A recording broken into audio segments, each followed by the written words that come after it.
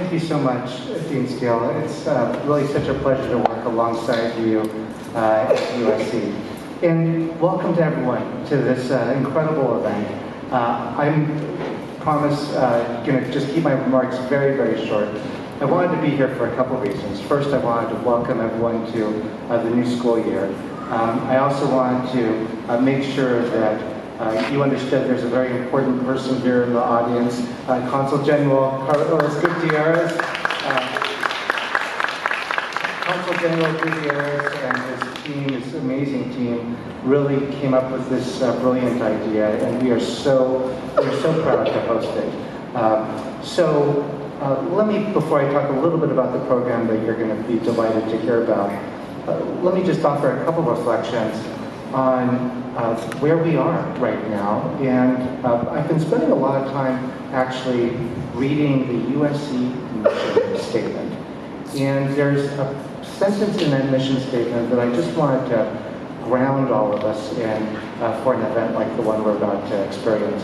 And what the mission statement says is, USC is a global institution in a global center.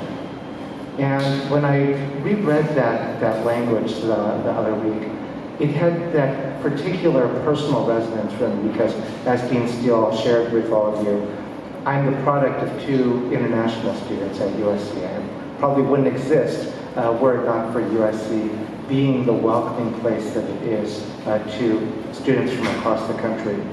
But those words also mean so much for an event like this, because Ways of Living, this symposium that you're about to experience, it's all about leaning into USC's identity as a global institution in a global center, Los Angeles, that is so connected to talent from all across the world, including our neighbor, Mexico. And I just could not be more delighted to have met the folks that I met a few minutes ago who are going to be delighting you. Ways of Living is an incredible way to start. And I use the word start because we're not finished, right? This is just the beginning of more collaborations to come. But it's such an incredible opportunity to start this conversation between leading architects and academics in Mexico, here at USC from the United States, who will be talking about housing and public space. And I am so excited about what you're going to be hearing about. So, without further ado, I wanted to say thank you for coming. Thank you, Consul General Gutierrez. Thanks to all of the panelists who are going to be participating in the symposium. And I think I'm going to turn it back now to Dean Steele, who will do some further introductions. Thanks, everyone.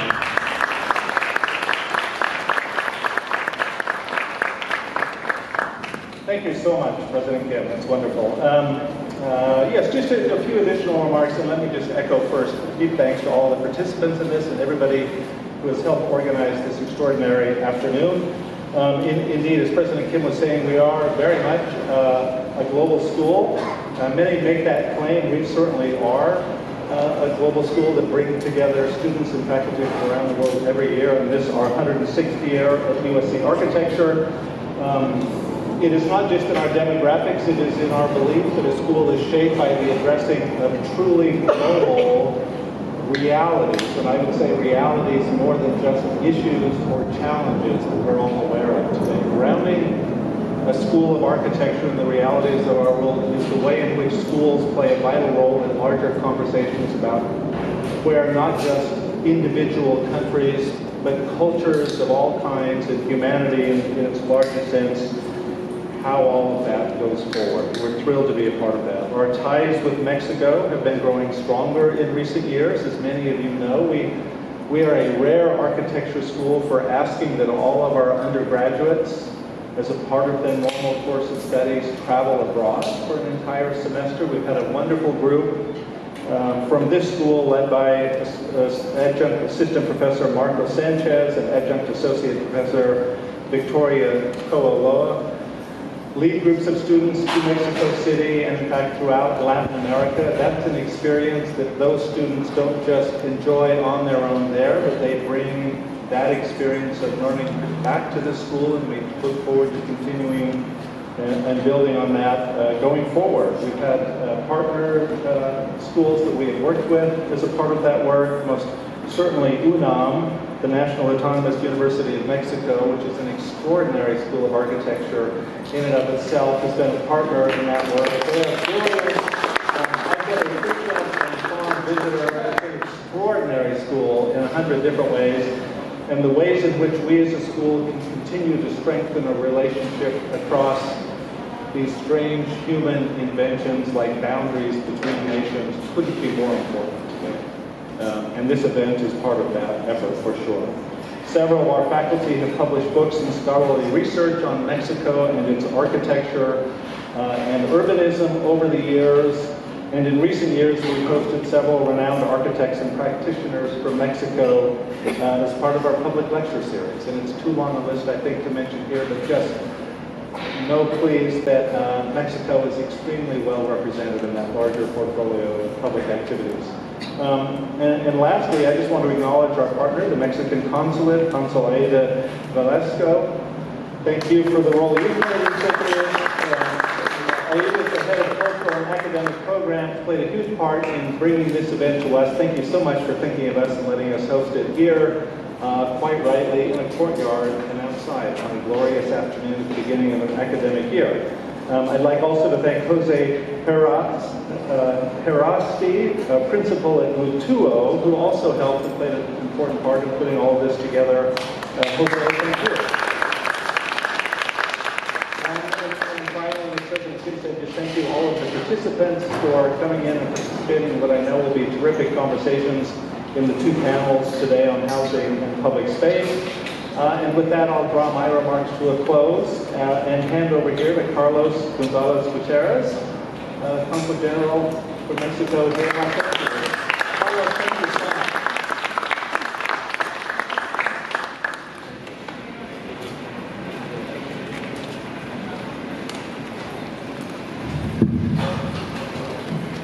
¿Qué tal?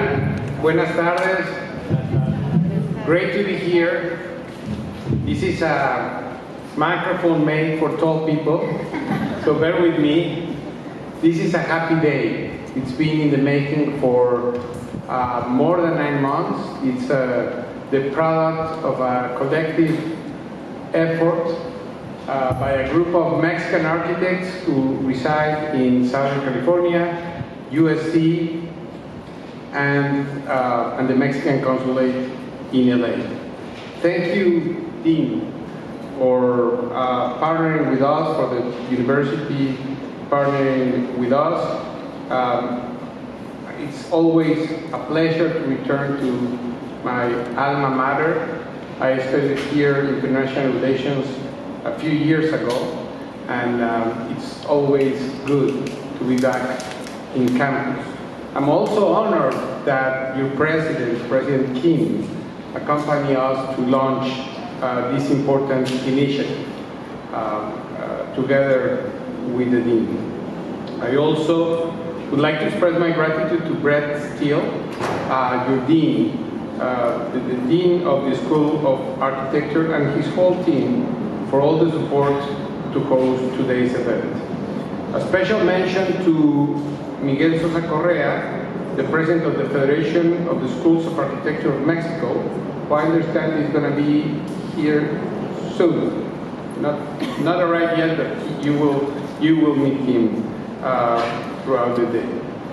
Also, my thanks to the architects and moderators that are participating in today's seminar, particularly those that are visiting from Mexico. Thank you, Deborah Weintraub, Chief Deputy City Engineer, for your participation today. Gracias a mis nuevos amigos, los arquitectos mexicanos que vienen desde mi país, Isaac Michan, a David Martinez, a Loreta Castro, a Valentino Hernández, brilliant Mexican architects that you will hear from them in a few minutes. Thanks to our generous sponsors like Mauricio Oberfeld, muchas gracias, Somos Group, Alfredo, muchas gracias. Nora, de Somos Group, gracias por acompañarnos. And Volaris for their support. The organizing committee, my friends who are architects here, Mexican architects and Mexican-American architects in Southern California, you will meet them and listen to them in a few minutes. So in order to be brief, let me finish there with the introductions and the thank yous. I have always believed that there are three professions that give Mexico international prestige. Mexican filmmakers, chefs, and architects. They have made remarkable contributions and project a very positive image of my country abroad. Their talent, their creativity are not only a source of pride, but also a bridge that connects our two cultures and fosters mutual understanding between Mexico, the United States, and the world. Mexican architecture has, as you know, deeply influenced LA. The Mission Revival and Spanish colonial revival styles, which shaped much of LA's identity, were inspired, as you know, by Mexican colonial architecture and aesthetics. Landmark buildings carry strong Mexican architectural and cultural influences, blending functionality with heritage. Some are a reference, like Plaza Olvera or Plaza del Mariachi in Los Angeles. The plazas are the open communal spaces where we share our cultural experiences. Modern Mexican architects are well known in Southern California. Figures such as Tatiana Bilbao or Enrique Norte have brought innovative and socially conscious approaches with projects focusing on housing, sustainability, and community spaces.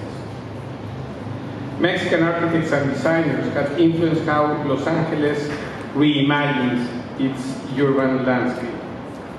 So it is with this spirit that the Consulate General of Mexico in Los Angeles, together with our friends and a group of architects, our friends from USC and a group of Mexican architects in Southern California, has launched this initiative, the Puente Arquitectónico México LA. Through this effort, we seek to strengthen the dialogue between Mexico and Los Angeles, particularly in areas of common concern, such as the use of public spaces and housing.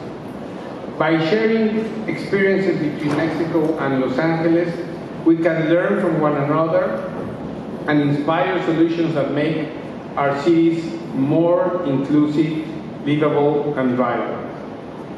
This initiative is not only about promoting professional development, it is about building a stronger, more connected future together. Thank you very much for joining us, and good luck to the USC students that are going to be visiting Los Angeles in a few weeks. Muchas gracias.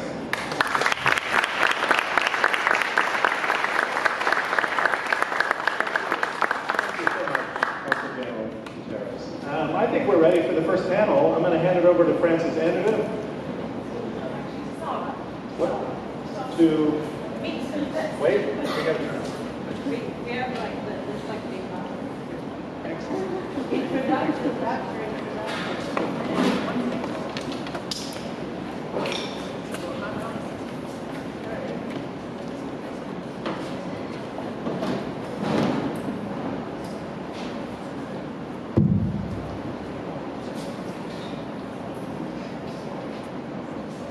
I'll start while she's setting that up. I'm here to keep track of the time and to introduce the moderators and the panelists. And also, again, just to thank everybody and Gracias a USC por recibirnos y por el café y las botanas, y especialmente por entender la importancia de fomentar intercambios entre Los Ángeles y México. Muchas gracias al cónsul de México, Carlos González Gutiérrez, por su liderazgo y por haber creado esta idea de este puente arquitectónico entre los arquitectos de aquí con los de México. También el cónsul Aida Velasco y especialmente a los dos José Rasti y José Esparza, por la organización de este evento. Thanks Dean Steele and Alvin and the consul Aida and José. So I'm going to start by introducing the housing panel. The housing panel will be moderated by critic, author, and journalist Francis Anderton. For many years, Francis hosted the DNA Design and Architecture program on the public radio station KCRW, where she also produced several current affairs shows. Now Francis primarily focuses her attention on housing, and she's become one of the great experts in this field. She's the author of Common Ground, Multifamily Housing in Los Angeles, the co-author of Awesome and Affordable Great Housing Map. Our panelists from Mexico are, and maybe they can come up while your names are being read. David Martinez Ramos is founder of Práctica Arquitetura from Monterrey. David, if you will come up. Francis. Before graduating from the Tec de Monterrey in 2012 and founded his practice 5 years later. Before starting his own studio, he worked with renowned architects such as Dominique Perrault and Alberto Calach. His firm was recently selected to participate in the 2025 American Architecture Biennale in Cancun. Isaac Michan is founder of Michan Architecture in Mexico City. Isaac holds a Bachelor of Architecture from the Ibero and a master's degree from Pratt Institute. He's been professor at the Ibero and at the AA visiting program in Mexico City and at the Anáhuac. Isaac founded his practice in 2010, and within a decade he was awarded an Architectural Prize and a PA award. Our panelists from Los Angeles are Ghazal Khezri. She's director at Lorcan O'Herlihy Architects, also known as LOHA. Ghazal holds an architectural design and architectural engineering degrees from Oklahoma State University. Before joining LOHA and becoming a director at that firm, she was a designer at Koch Himmelblau and Hodges Funk. Anton Schneider is co-founder of Schneider Luescher with André Luescher.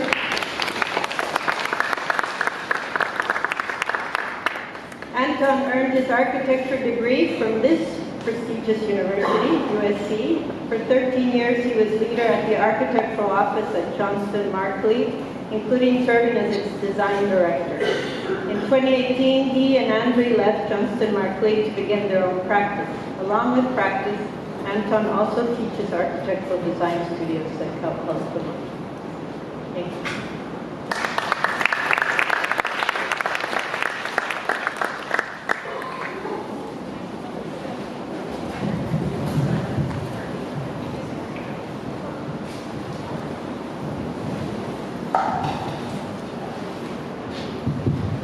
Hello, hello.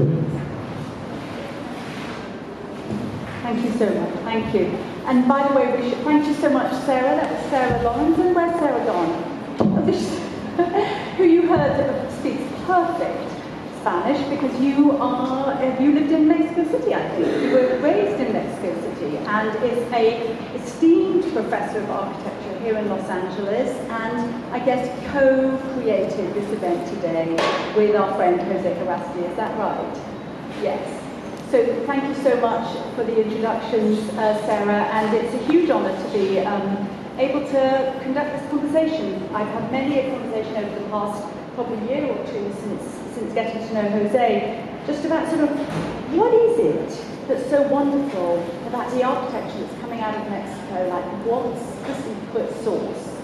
So hopefully We will learn something of what that secret sauce might be as we hear from our two architects located in Mexico, and draw some very interesting comparisons and contrasts with our ways of living in Los Angeles and how they are expressed in our housing.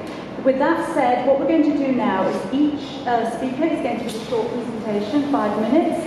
I think while the presentations are happening, we probably would sit back down so we can watch each other's presentations. So if you don't mind, we're going to go back to our seats, start all over, and I think we're opening with Ghazal. Oh, with David.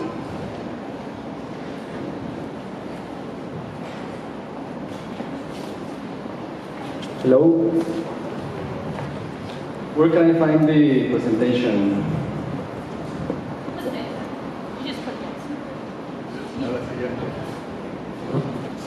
Okay. Thanks to the students. Appreciate the endurance from the hot day. Yeah, you're all set. So I am David Martinez. I come from Mexico. Maybe you know Mexico City, or Cancun, or Tijuana, but I come from Monterrey. It's here in the north. It's a city that is surrounded by mountains. It's called the City of the Mountains, and it's a very dense city that you can be in a flat concrete space, and between 15 minutes you can be in a nature scenery, a beautiful scenery. Monterrey has the same problem as LA and every other big city that starts to grow from downtown and sprawls to the outer skirts of the city. And there's an issue that I found here in Los Angeles also, that there are only two densities: the single home density and the high-rise or the 12-plus story building density. And there's no middle density, there's no horizontal like scale buildings. First photo you can find an example of the buildings that are building in Monterrey, in downtown. It's the same box with different facades. And I think that that's killing the spirit of the city, the spirit of the human spirit, the people living there. Here is an example of the touch of the building with the street. There's no common place, there's no human sensibility. And I bring here an example of a late 70s building in Monterrey, but with a heart in it.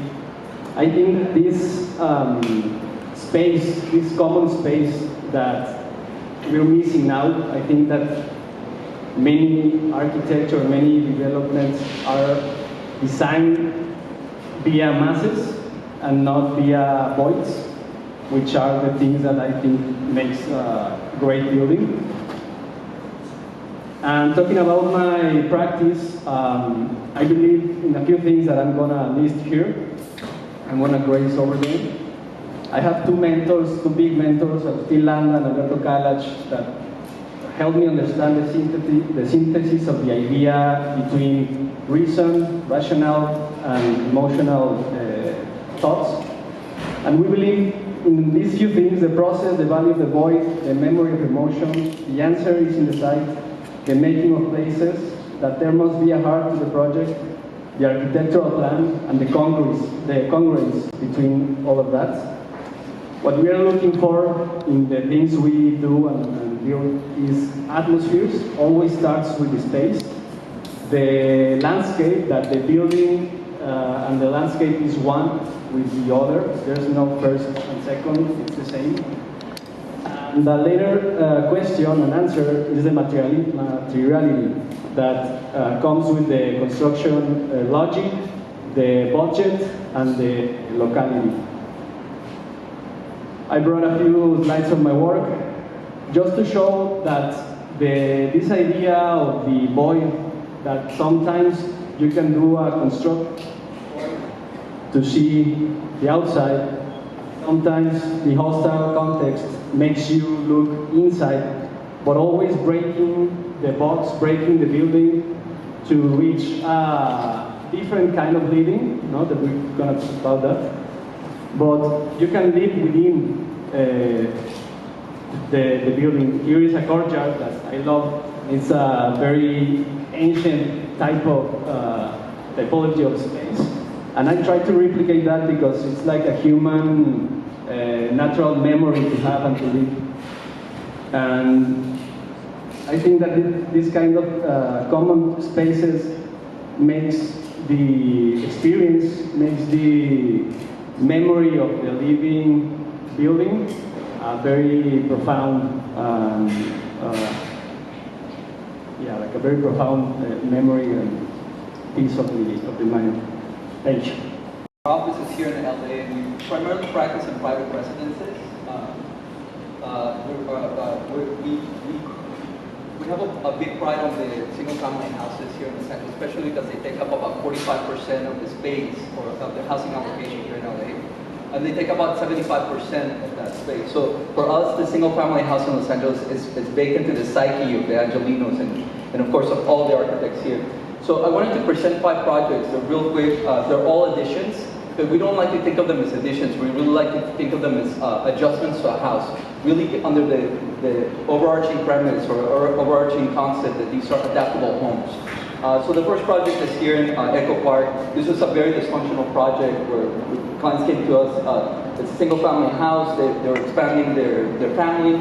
The kitchen was kind of up to the side. We had to reshuffle the entire house. So in a way, we didn't add that much square footage. We ended up putting the kitchen in the center and really kind of flanking everything, whether the kitchen, the living room, and dining room, together with the skylight. Later on, the father of the family, he's a writer. He works from home. So he actually required us to build him a writing shed on the back of the property. Another project that's really, again, about adjustability. It's from an elder gentleman. He's actually thinking about aging in place. He's been in the neighborhood since Silver Lake House. He's been in the neighborhood over 15 years, and he's kind of thinking about how does he stay in the neighborhood as he ages. So the premise was actually, can you make my house ADA compatible? And I didn't want to put a bunch of bars everywhere. So what we're actually thinking about, how we think about accessibility, is really proper lighting. All our projects have a very kind of, they're very keen to the natural light that happens within the project, and really creating these incognito spaces that happen inside of the spaces on under construction, so it's still kind of messed up. This project is another kind of 1940s bungalows, very kind of standard stucco houses. Here the clients actually wanted to, they thought the house was very small, they wanted to expand it. After talking to them through multiple conversations, we realized that they didn't need to expand the house that much. What they needed to fix was the actual entryway to the house. It had, the entry was on the periphery, which was blocking the views. So what we ended up doing is we moved the circulation to the center core, again using the skylight at the darkest part of the house to bring light to this spine that circulated throughout the house. This allowed us to free up the views of the periphery. Another house, this is a 1950s craftsman style house. Here the family was actually had different requirements. They wanted to get away from their kids. Their kids were turning into teenagers, so they really wanted to kind of separate themselves from the main house. And so we added this kind of bungalow towards the back and tied it together with a tower that brings in natural light both to the bedroom, the office, and the family living room. The last project is this is a 1950s house up in the Palisades, or in Bel Air actually. The straight history of this house essentially was done by a Frank Gehry disciple, and the original built in the 1950s done by Frank Gehry disciple, were redone in the 90s, and then in the early 2000s, Spanish and Cherry redid the interiors. So the client came to us, it's a growing family, we needed a new office and a bedroom, a newborn. The landscape was done by Terremoto, so we really couldn't expand outwards, so instead we went up. This scheme is a bit kind of difficult to do because we took the geometry that was already established and we added 2 boxes on top, but because we didn't want to touch the interiors, we created almost like a tabletop scheme where these kind of super columns hovered over the existing structure to essentially house these new volumes. But I think in all these projects, what we're kind of thinking about is not to create appendages or barnacles to the houses, but to make them feel holistic. So A and B equals C, right? For us, that's really important, and in a way we're subservient to the materials that the houses already had established, whether they're craftsman style houses, stucco boxes, or something that's new that is kind of emphasizing the structure of the project. very much.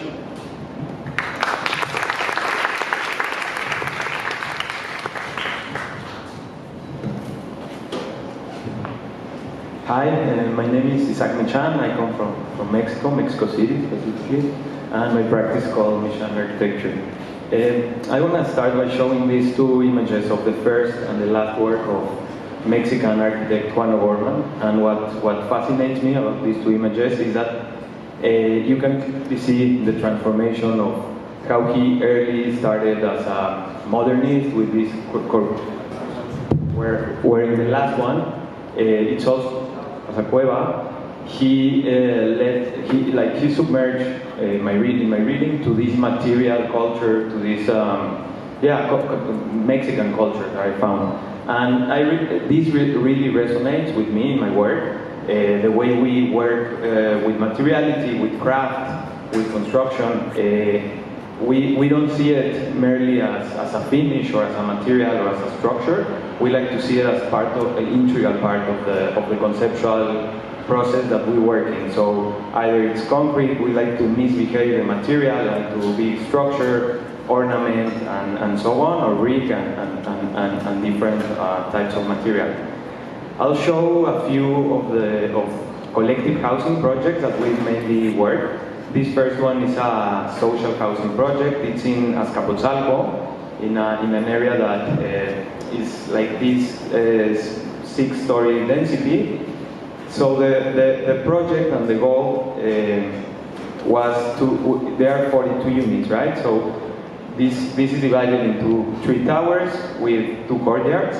And rather than using the brick and the structure as merely the structural part of the project, we work with the craftsman and with the fabricator of the brick to produce these slightly different bricks that could create these waves and these different subtle relief surfaces that are structured but at the same time are part of the atmospheres of the courtyard and of the facade. We even developed this like U-shaped brick that contains the concrete reinforcement inside.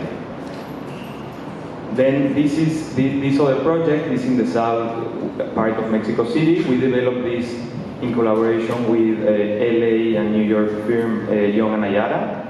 And this is in an infill lot, right? So rather than doing the same scheme as the previous, which was dividing interior courtyards, we compressed the program and created the surrounded area in the sides, and by that we allowed all 4 facades. That created the problem that when the adjacent lots could grow, you will see those views, right? So we twisted the windows and created these oblique windows, and that created the opportunity to work with this type of concrete cast-in-place roof surfaces. That again, we worked with the Mexican craftsmen, with the carpenters. Then we produced this formwork that, in order to be achieved in cost, we replicated in fiberglass. So here in the first images, you see more or less the process, right, of this construction method. And the focus was like doing a very straightforward building, but focusing on this idea of defamiliarizing a window and a bay window, basically. Very quick, it's this adaptive reuse building in Condesa, and again we found the structure that was this board form structure. We continue the addition, so rather than replicating the facade, the new addition is what the hidden structure had. And it created this opportunity for sunken embedded plants in the slabs, because the beams in this time they build it above rather than below. So you have this flush interior with no beams, and then plants come out from the floor and connects to the exterior plants. And in a weird way, not even thinking about it, it connects to the Art Deco surroundings in Condesa, with this type of straight line and tangential curvilinear geometry. And lastly, this is the smallest project that we're working. It's 2 small bungalows in the Pacific coast of Mexico, near Puerto Escondido. And our idea for this, it's it relates to the past, but it creates this continuous wall that is more part of the landscape than of the building. And as the wall becomes the house, it grows, and then it creates these small nooks for services such as bathrooms, closets, kitchens, and so on. Then it leaves again the house. It mirrors to the second bungalow, which both will have views to the sea, and then it goes back to the landscape. And yeah, we like to relate this more to land art than to an architecture piece. And this all. Thank you.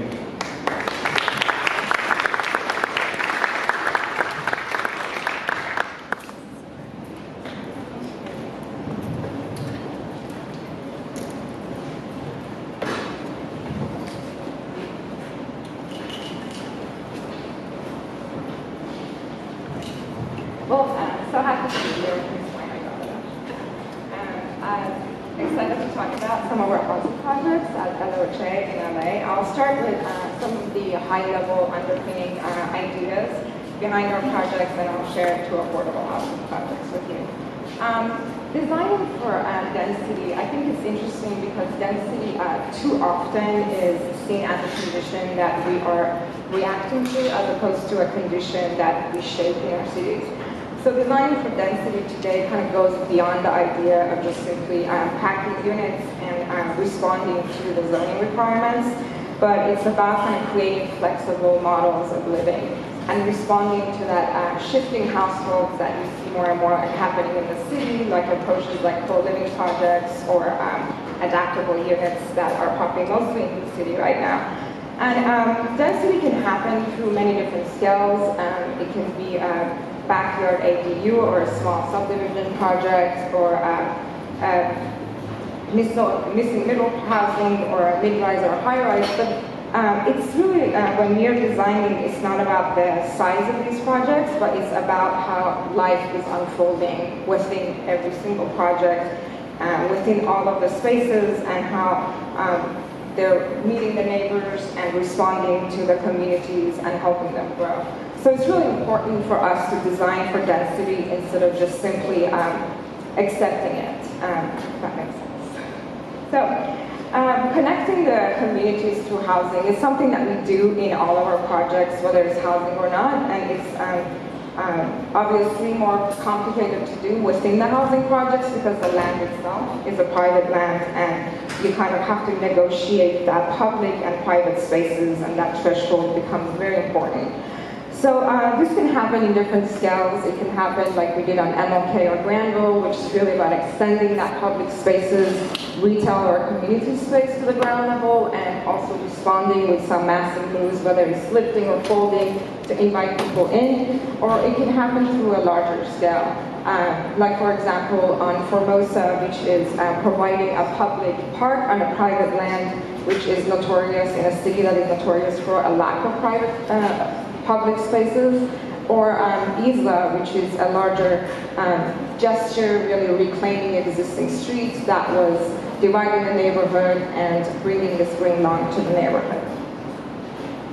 And shaping social interaction, so now moving more into the interior of the projects and beyond that threshold of public and private. But also here, it's really important for us to always create these layered spaces, including balconies, courtyard, and circulation, is something that we try to do for all of our housing projects, and it's really important whether it's about just a quick chance encounter or it's about moments of retreat within the project itself. And the material is really like not only defining the massing itself for us, but it's also refining that massing strategy further, whether it's through layering strategy and kind of creating privacy, but allowing for the light and air to circulate, because most of our projects that have outdoor circulation, if not all of them, housing projects in LA, and it's really important for us to maintain that layer of privacy while we are still kind of adding these layers and providing the massing that we're aiming for. So here I'll start with MLK, so supporting housing project, 26 units. It has this L-shaped massing, and it's about lifting the ground space to the second floor and creating a new ground for the residents. And on the ground level, you can see that we have the retail and the bike storage to really invite people in and allow that massing gesture, the sculpture, to bring people in and kind of provide that and giving it back to the neighborhood. Here you can kind of see in the diagram about how we are providing cross ventilation and providing light and air in all the units. The next project is Isla Intersection. This is a really interesting project in a way that the location of this project was in one of the busiest intersections in LA, in the 110 and 105 freeway. It's a leftover triangle land that it was bordered by major roads and freeway. It was totally socially disconnected and physically isolated. There was no utilities, no hope for life here, really. So it wasn't a site that one was assuming to have housing. And then here you can again see these 54 units, outdoor circulation, and as I mentioned earlier, we're reclaiming that affluence here to reconnect this into the neighborhood at large. It's a modular construction, and all the units that have access to light and air, and it's a project that it has a very special story, and it's one of the first projects, I think, in LA that took advantage of the leftover spaces by the freeway and kind of bringing this to life. Thank you.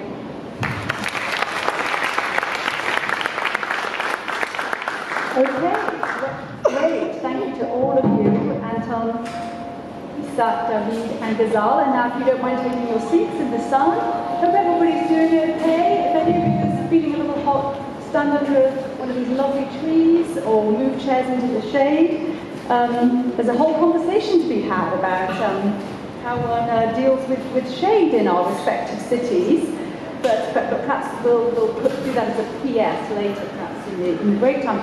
So anyways, really, really interesting presentations, projects, very speedily done. Thank you so much. And as I'm sure you will observe, they touch on a number of themes. We obviously have multifamily housing, we have single-family housing, we have affordable multifamily housing, and some more affluent. We talked about scale. In fact, the arrangement of the presentations went up in scale. That obviously brings in questions of density. We also touched on or heard about craft and material, and again, different economic levels. So we have probably about 25 minutes to hit some of these themes, and then we're going to throw it over to you for questions.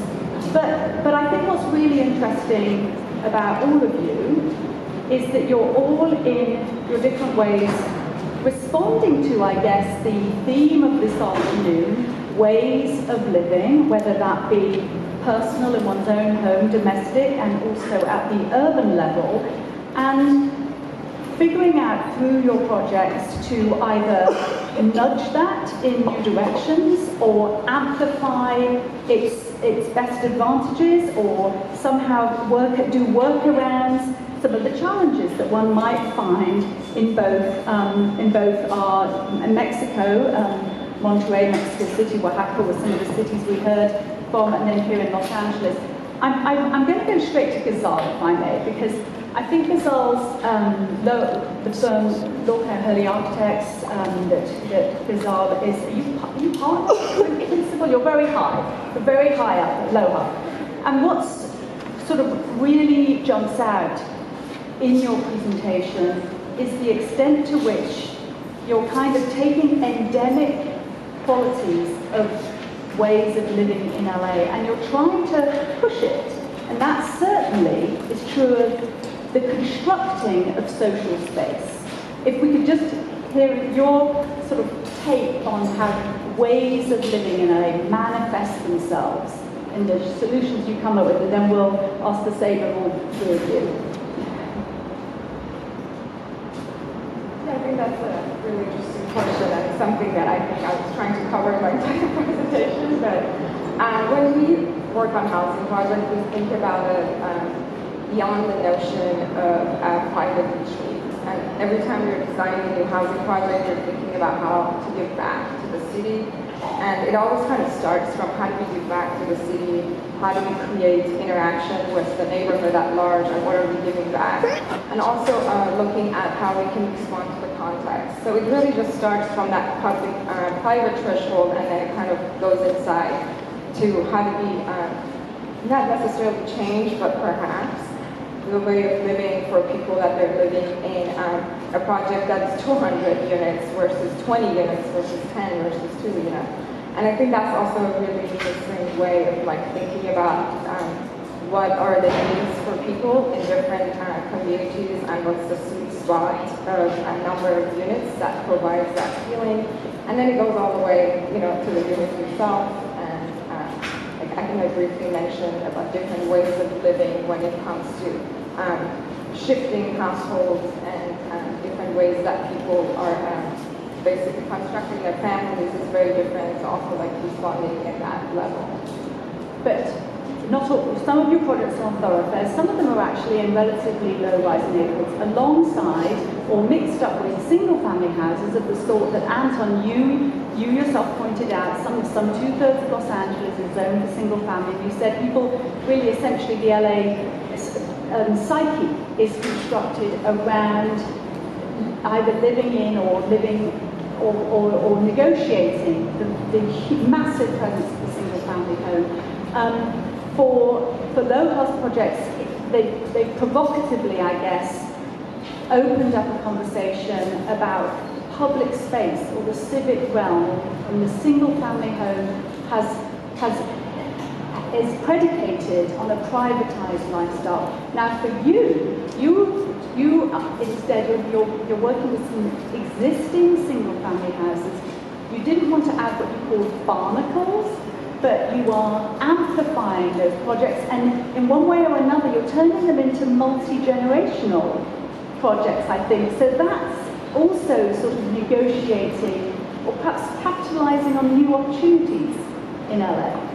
Yeah, I can see something like that, or along those lines. I mean, the reason we presented this project is also to maybe put it in contrast to some of the projects from colleagues, is that most of the houses here in LA are type 5 construction. The wood sticks, right? So they're actually quite malleable. You can change and modify them quite easily. They're not made of concrete, so that allows us to do this thing. But to answer your question regarding the social space or the public space that the single-family house doesn't offer, I think in exchange it does offer a social neighborhood. What was fascinating to me is that all of our clients decided not to move. They didn't buy a bigger house. They actually wanted to stay in their places and grow old there. So yeah, that is a multi-generational answer. To me, that actually has to do more with the social impact of the neighborhood, right? You create neighborhoods by permanence, by having the same residents there their whole lives, including their kids, right? So to me, that's something that's quite special. Right, and quite different, of course, with some of Ghazal projects, which are rental projects. It's a whole different demographic that they're being aimed at, different stories. So we seem to be sort of neatly going along the way with this. So Isaac, you made concrete misbehave, which was a lovely verb for describing what you do with concrete. And you just said in LA it's type 5. In Mexico, at least one gets the impression that there's more concrete and there's more ability to play with concrete in housing. And then also you referred to craft materiality. Can you amplify on that? And could you have built what you built in LA, or is this very much a manifestation of conditions in and opportunities in Mexico? Yeah, I think the way we are related to the construction is probably more closer than here. I haven't built here, but I imagine it requires a lot of more bureaucracy, and this like flexibility or this way of working. Even sometimes we work as general contractors, right? So allows us to experiment and to test things that wouldn't be as easy or as cost effective somewhere else.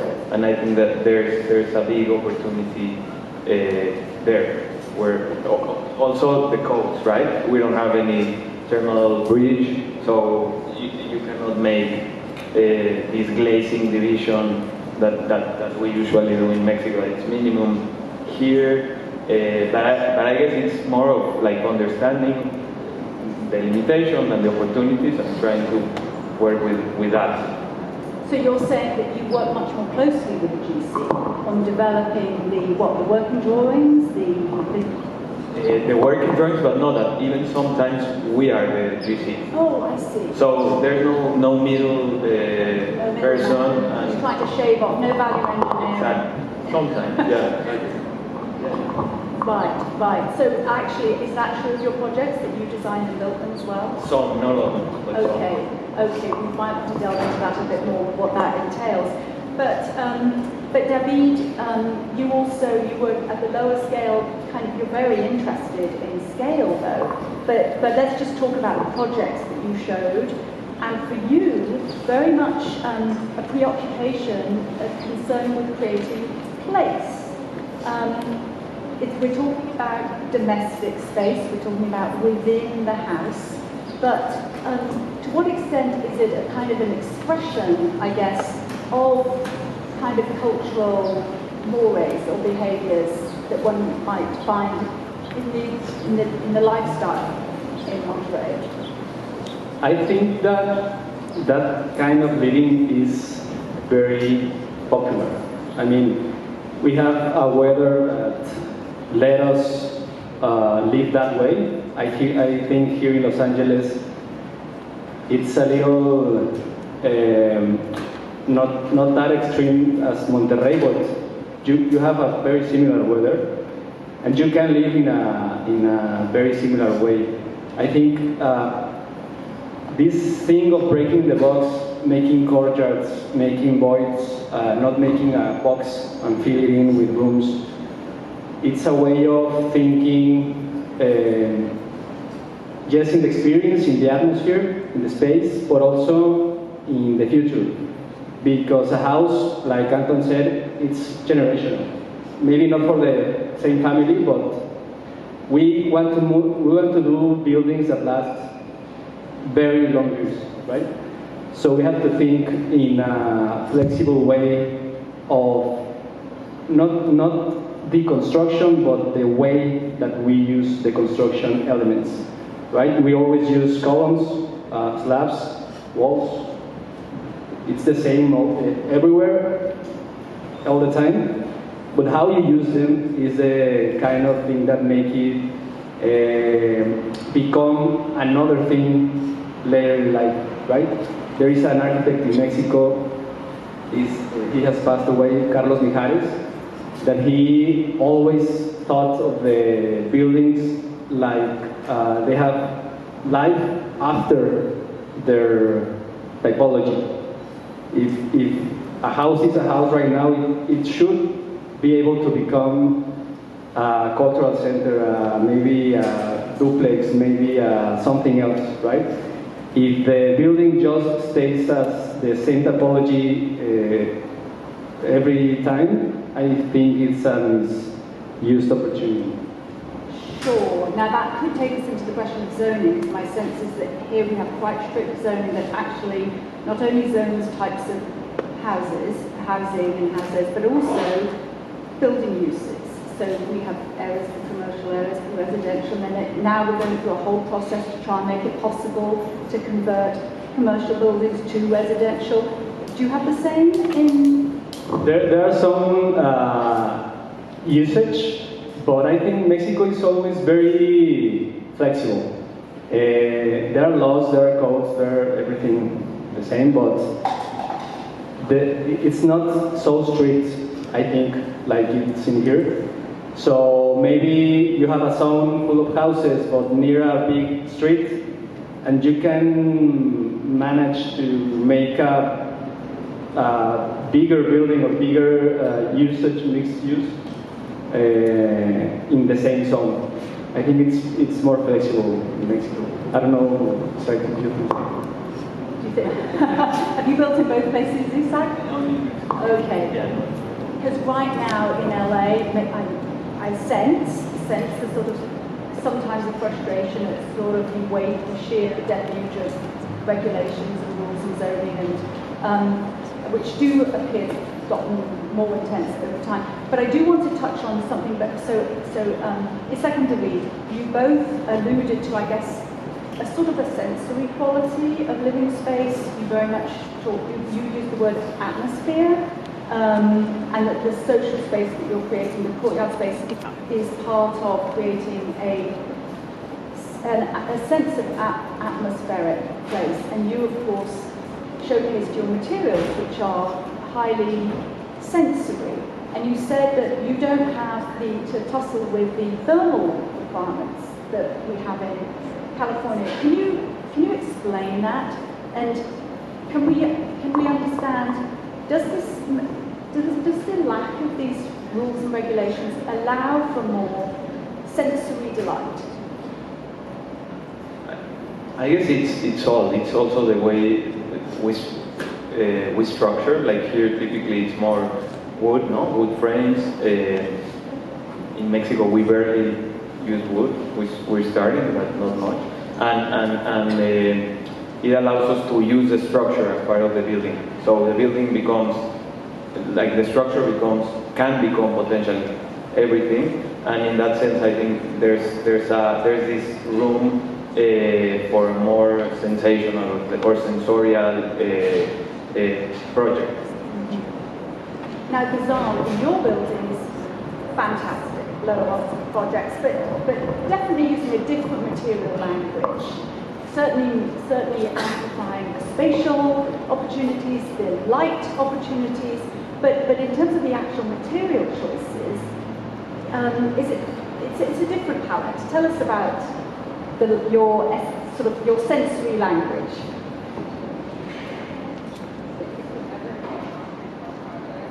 People never say no. But yes, I mean, most of the housing projects that we're working on is type 5, so it's wood. But can I just ask you, does everybody know what type 5 is? Yes, good. Okay. Yeah, so in that regards, I'm not sure if this is the right way of saying it, but in some ways, because we don't have the luxury of working with concrete, we feel like we have to be more creative with our materials, right? And it's often really the idea of massing is what's driving a project. So when we think about materiality, is about ways in which we can add to the massing and further refine the massing. But sometimes it's complex because usually the projects, they have the sense of feeling that you want it to feel solid and you want it to feel a certain way, but it's difficult to achieve that with just materiality. So we often use the idea of like layering that I was showing in some of our projects and trying to create this layering effect to not only define the massing, but also create in this in-between spaces and shape balconies, circulation. So in a way, like most of our projects are outdoor circulation, so it actually really helps using this double skin facade often to integrate the circulation into the massing so it doesn't feel like tacked on. And also the idea of bringing light and air into the units and kind of still maintaining the privacy. So again, all the idea of like layers that I was talking to really reflects back to how can we provide these type of housing that have cross ventilation and light, but also achieve the idea of the original massive idea. Right, and the thermal rules being different in both cases do actually have an impact on things like design for cross ventilation. Because there is, as I understand it, is it right, there's greater pressure here to meet thermal requirements that then sort of result in putting in the air conditioning, which then results in dialing back sometimes on the opportunities for cross ventilation, and it becomes a kind of struggle. Is that right? Definitely, yes. But still maintaining cross ventilation is really helpful because over the life of the building, right, you're using less energy, but you still have to provide everything that you would otherwise because of Title 24 and all of this. Right. Anton, tell us about your, I guess, multi-generational houses that you built? Yeah, I mean, talking about materiality, I think it's always been important to us, materiality of every project. I think it's also like it's a result of what we have, right? In Los Angeles, we have really good stucco work, and it's partly because of how we build, right? Type 5 construction with framing, it's a lot of assembly. We were kind of talking about this. Having a pure building with done concrete houses, they are extremely expensive to do here. And we've even had comments from clients, so like, we have to build a house twice, because you build a concrete building, you have to build a form work. They see all these wood come up, they're used to seeing good houses. They're like, I built 2 houses for it. So it's kind of a strange shape, but I think for me, I'm not afraid of stucco. I think there's like a bad connotation with stucco houses. Like the majority of our houses are stucco. There's amazing stucco work. So for me, I don't move to it. It's like, hey, we're gonna do stucco work, we're gonna do it. It also helps for repairs and things like that. Not a criticism against these large housing projects, but I always think about how buildings age. When you do a lot of screens and things like this, can you get a replacement of that screen in 10 years and they don't make it? So it's always this kind of moment where it's like, how are we gonna fix that facade in 10 years, 15 years? It's always a question, right? You guys are excellent to do. Actually, that's an interesting question. I wonder if there's even a cultural difference there, because there is a presumption built into Los Angeles construction that it's not going to last that long. Isn't that calculated into the equation? And is that, well, am I wrong? Well, it's kind of strange because this type of construction is really meant to last 50 years, but the houses we're working on are almost 100 years old and they have not been touched. So I think we have a much longer longevity than people assume. And I don't know about the family. I don't know. I think the lending agencies, I sort of assume perhaps a short time. Maybe that's the commercial buildings. But you're very much designing for the long term. Yeah. So all of you touched in one way or another on density, and then one more question about that, and then this open door for questions. David, you opened by talking about Monterrey, very low-rise, very high-rise. You could say the same about LA, except we do have this kind of middle band. And Ghazal is certainly working in that mid-rise range. Sort of, what's happening to our cities in terms of kind of, I guess, creating a functioning urban realm when we're having these extremes of density and scale? I think, well, I'm not a developer or urban planner, but I think the new cities are designed for the money, right? The developers may see, I'm talking in a wide vision or context. I know there are exceptions like Ghazal's, and in Mexico also there are exceptions. But I think in the broader picture, there are no decisions with sensitivity of the human scale, the human living, the importance of walking from one building to another or between blocks. I don't know, I don't have an answer, but I think it's not a single issue. I think a teamwork, frame of people that can make decisions, have ideas that add between them in different disciplines should make it work, but I don't know how it works now. But it's something that concerns you, because you talked about wanting to operate at that kind of interim scale. Yes, well, I mean, I believe in that someday I will have an opportunity to design or build a middle scale building. But what I can do what I have the strength within, right? I can defend my idea, I can defend the spiritual sense of a void, of the heart of the project, but I have to have allies, right? I have to have the developer as an ally, the city as an ally, but they have to believe in the citizen, not in the Excel sheet, right? I don't know.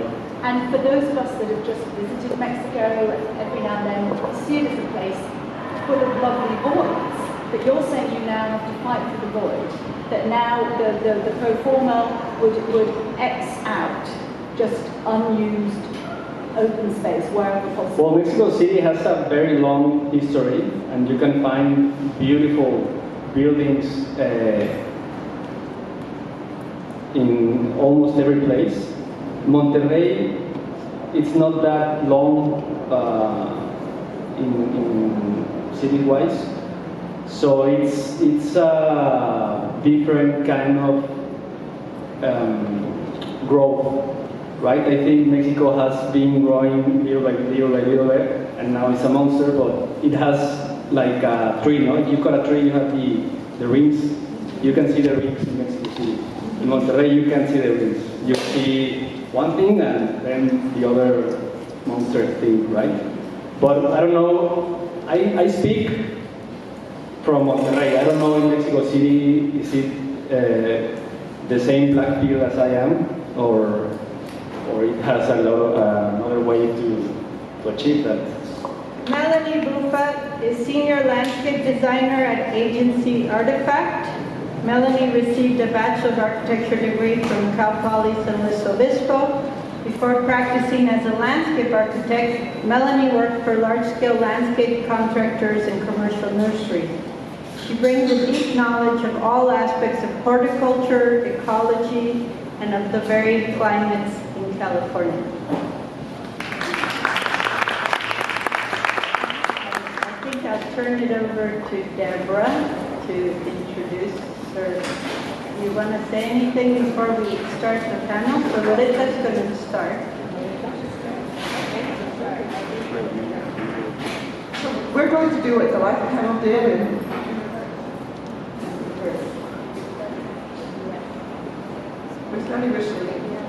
in reverse. So we're going to do brief presentations and then have a conversation. And so Chelina, you're first.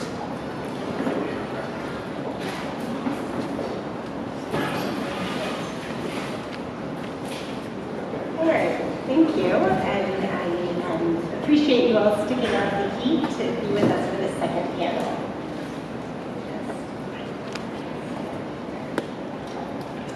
So, as was mentioned, I'm the founder of Kounkuey Design Initiative, and we're a nonprofit design and community development firm here in Los Angeles, also in Nairobi, Kenya, and the Eastern Coachella Valley. And we use design as a tool for building equity in the built environment.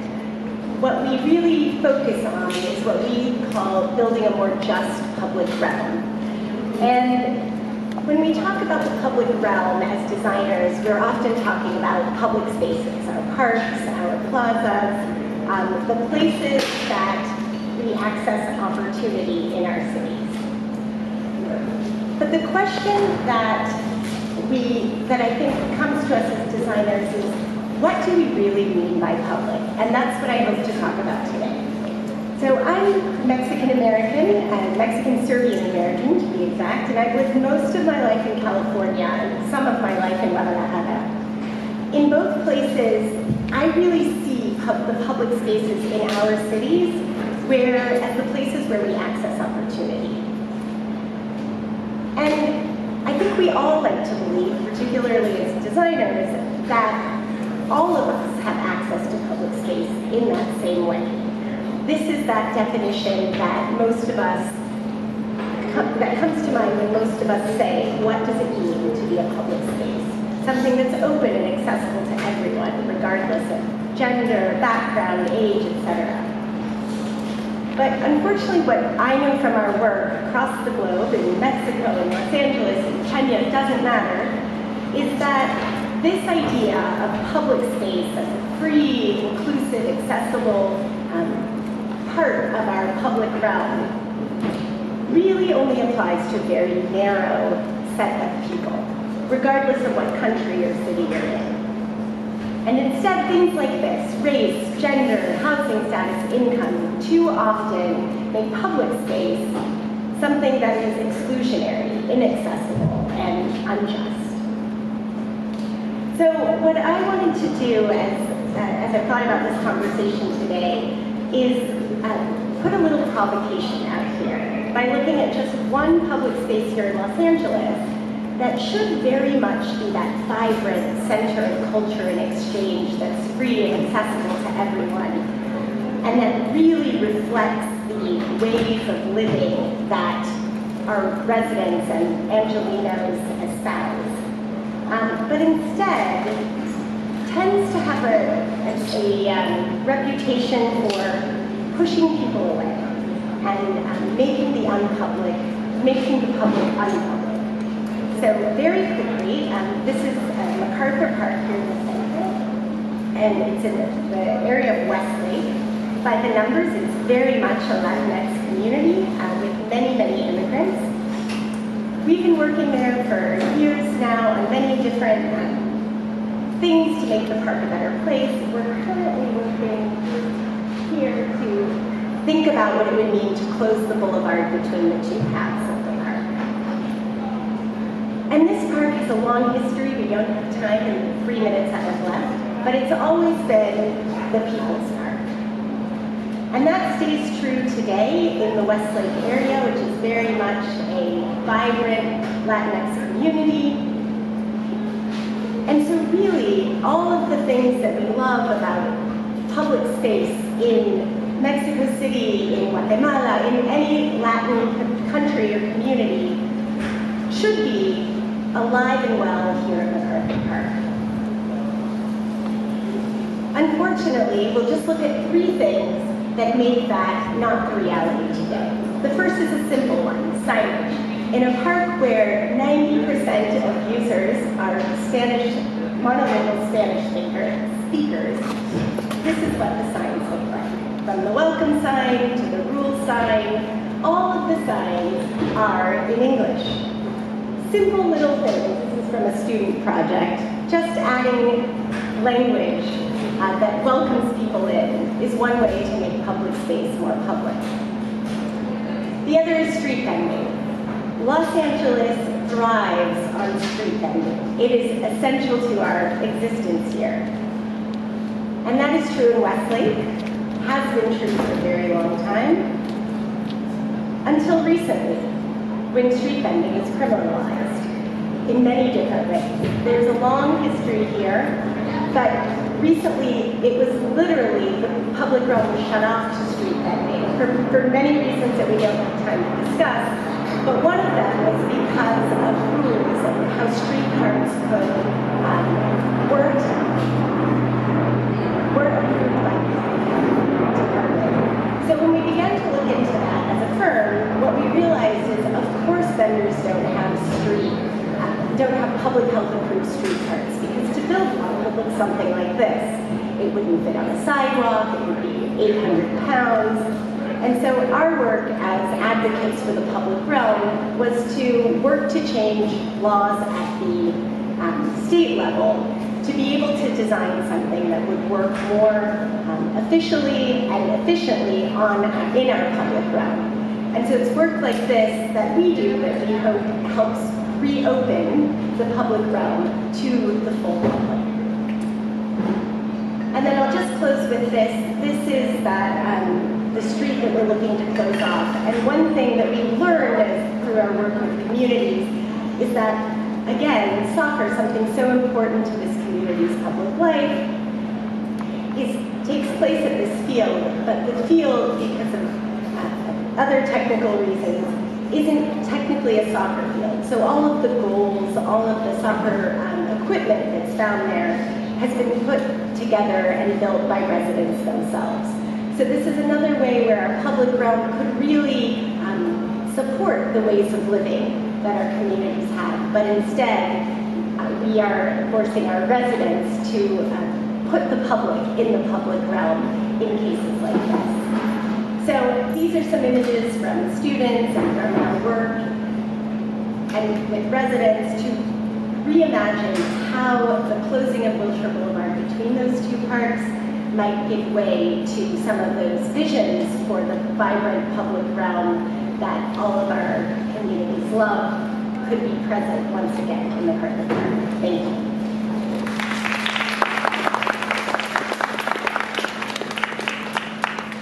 Thank you, Chelina.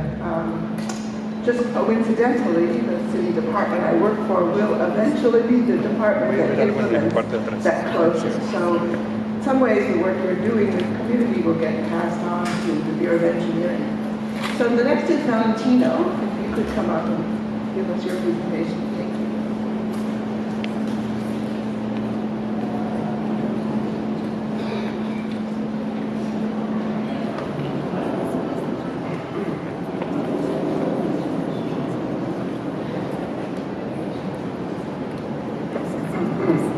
Good afternoon.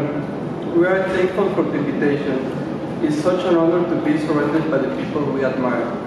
My English is not the best, however, I'm going to introduce myself and the work we have been doing. I'm Valentino from Guanajuato. I'm partner in 3ME. Our work is rooted in Bajío region of central Mexico.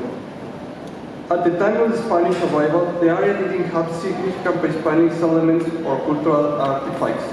It was not until 1541 that permanent population were established. The conjunction of the fertile lands and the discovery of rich mineral deposits allowed the formation of the city with the distinct urban and architectural identity. To understand our reality is to see what's happened in our territory. Here, everything is involved, the spiritual and the material, the past and the future. To rediscover it by its language, it what gives us identity. It is how we keep its essence. It is an attitude of caring for our land. It's important to see it from every side. Its topography, its light, its texture, its rituals, its materials, and its scales. This has become our purpose. This is also our main tool for work. I will present 3 projects that develop these ideas. Mining houses. Guanajuato was made possible thanks to the discovery of mining. Its processes have shaped the city with a strong cultural, social, and atmospheric identity. The constructions look like a fortress, and thanks to the textures and intelligent use of material, they become a part of the landscape. Located beside the Guadalupe mine, the houses aim to regenerate the bond between society and this heritage, its history and culture, evoking traditional typologies, processes, and materials. The irrigation model, located in the Lerma River in Salvatierra, Guanajuato has historically facilitated the settlements of agricultural producers, leading to conflicts over water control. This association consists of 6,100 users, and this area of influence covers 16,000 hectares with 70 communities. The project aims to redefine the agricultural activity and the area and its historical and social value. Based on this premise, agricultural reference from the region we consider in the design. The Eco Park Panelists, located at the edge of the city and the Lerma River, recovers a natural area for Salvatierra and highlights the Batanes Bridge. At 17th century work by Andrés de San Miguel, once considered the gateway to the Huatzindeo Valley, where major agricultural haciendas sustained the Bajo and northern Mexico. The site was later abandoned to urban expansion and became vulnerable to criminal occupation. The municipal government reclaimed this a public space. Its construction provides employment for repatriated migrants and men and women. As a public project for social reactivation, the park follows key strategies, valuing the site historical, social, and natural significance, ecological landscape regeneration, use zero cost on site materials, and enabling fair social interaction through a small-scale high impact. The project preserved Sabino trees, restored orchards, and shaped the terrain to create activity platforms. The stone walls used the same masonry to bridge, and wooden pavilions for service and food were built a double T system. It's our home, it's our territory, it's our work. Thank you.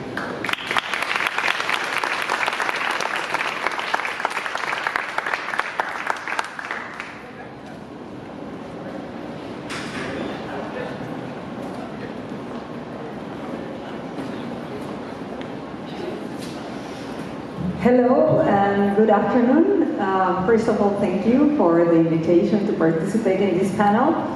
I'm going to talk about a project that has to do with migrant waters and public spaces. First of all, presenting ourselves, Jose and I, who are partners, co-founders of Taller Capital. We are an architecture and urban design firm that focus on housing and public space projects with the aim to fix what we call the broken city, which for us are those rejected areas of the formal city that need the attention of people advocated to designing space. I'm going to be talking about this project in the border town city of Nogales. It's a 265,000 inhabitant city that has dealt with several issues during its history, mainly the rapid growth of its population in areas that have not been controlled or planned, but also a condition of migrating waters. Here is the location of Nogales in the border, and specifically I'm going to be talking about this river, which crosses the city of Nogales, but also crosses the border into the United States and then back into Mexico. And within this river, some 40 years ago, there was a dam built called Represo Colosio, which has been part of a way to control the downflow during the rainy season. And when it was shaped, some informal settlements started building around the dam. And this is the way in which we found that dam in 2020 when we were asked to build a public space in the adjacent land to the dam.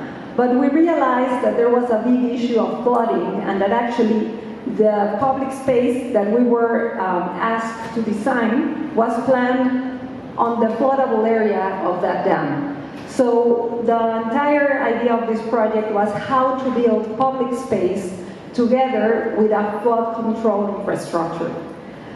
And looking specifically into the main issues that we found in this area, which were basically the infrastructure issues, so the vulnerability of the dam wall, the idea of a lack of appraisal for water. It was more a trash dump rather than a water body. And then the idea of not having an identity and being able to build through water and public space a new identity and to bring some dignity into this otherwise rejected area of the city. So what we did, because we had a very low budget, was to first read the context, understand the materials that were available on the site, but that were also part of the identity of this place. And we realized that there was a lot of stone because of the hilly area around Nogales. So our first thing was to design a system, a construction system that could be easily replicated, but that would also use the material from the site in order to rebuild the border of this dam. And this is the gabion wall system, together with a series of steps and paths made out of concrete, but also taking much in consideration the local landscape, realizing that it is a desert, semi-desertic area, so understanding which type of plants were able to be grown in the humid part of the dam, but also conserving all the tree shades around, and then including or putting together the hydraulic infrastructure within the architectural and landscape design, so really making out of these two hydraulic pieces an important and iconic part of the design. And finally, bringing a piece of architecture that would help the site to become identified both for people inside the borough and also from people outside in the city. So we designed this steel sheet roof that, because of its geometry, somehow brings the attention both of the people inside the neighborhood, but also calls for what is happening back there because it's hidden between the mountains, and calls the attention from other people around Nogales. Also, it becomes a frame for the water body, which was refurbished completely. It was cleaned, it was unsilted, and the most important thing is that the drainage system, the wastewater drainage that was thrown into that dam, was conducted and brought into the urban wastewater system. And now the water body has become both a public space, but also a new centrality. The project gave space for those plots, so we built these platforms that have public sport courts, but also children's playgrounds, which are able to flood when we have excessive water, and then when the water recedes, they become again a public space. And the project works 24/7. It's open all the way, there are no fences. It also serves as a way to connect the neighborhood within itself. And it's used by people from all ages, and what's more surprising is that people from the city, like from the downtown of Nogales, are visiting this neighborhood, which is in the outskirts, because it's the only water body that the city has, and they're starting to praise water as a way of bringing identity and also of understanding all the potential that this element has. We are a firm that works in the intersection of architecture and infrastructure, and we have found the great potential that this has, transforming our public spaces not only in spaces that give us service, but also in spaces or a recreational service, but also into spaces that become infrastructure that have different levels of services and make them much more easier for the community both to take care, but also to use. Thank you very much.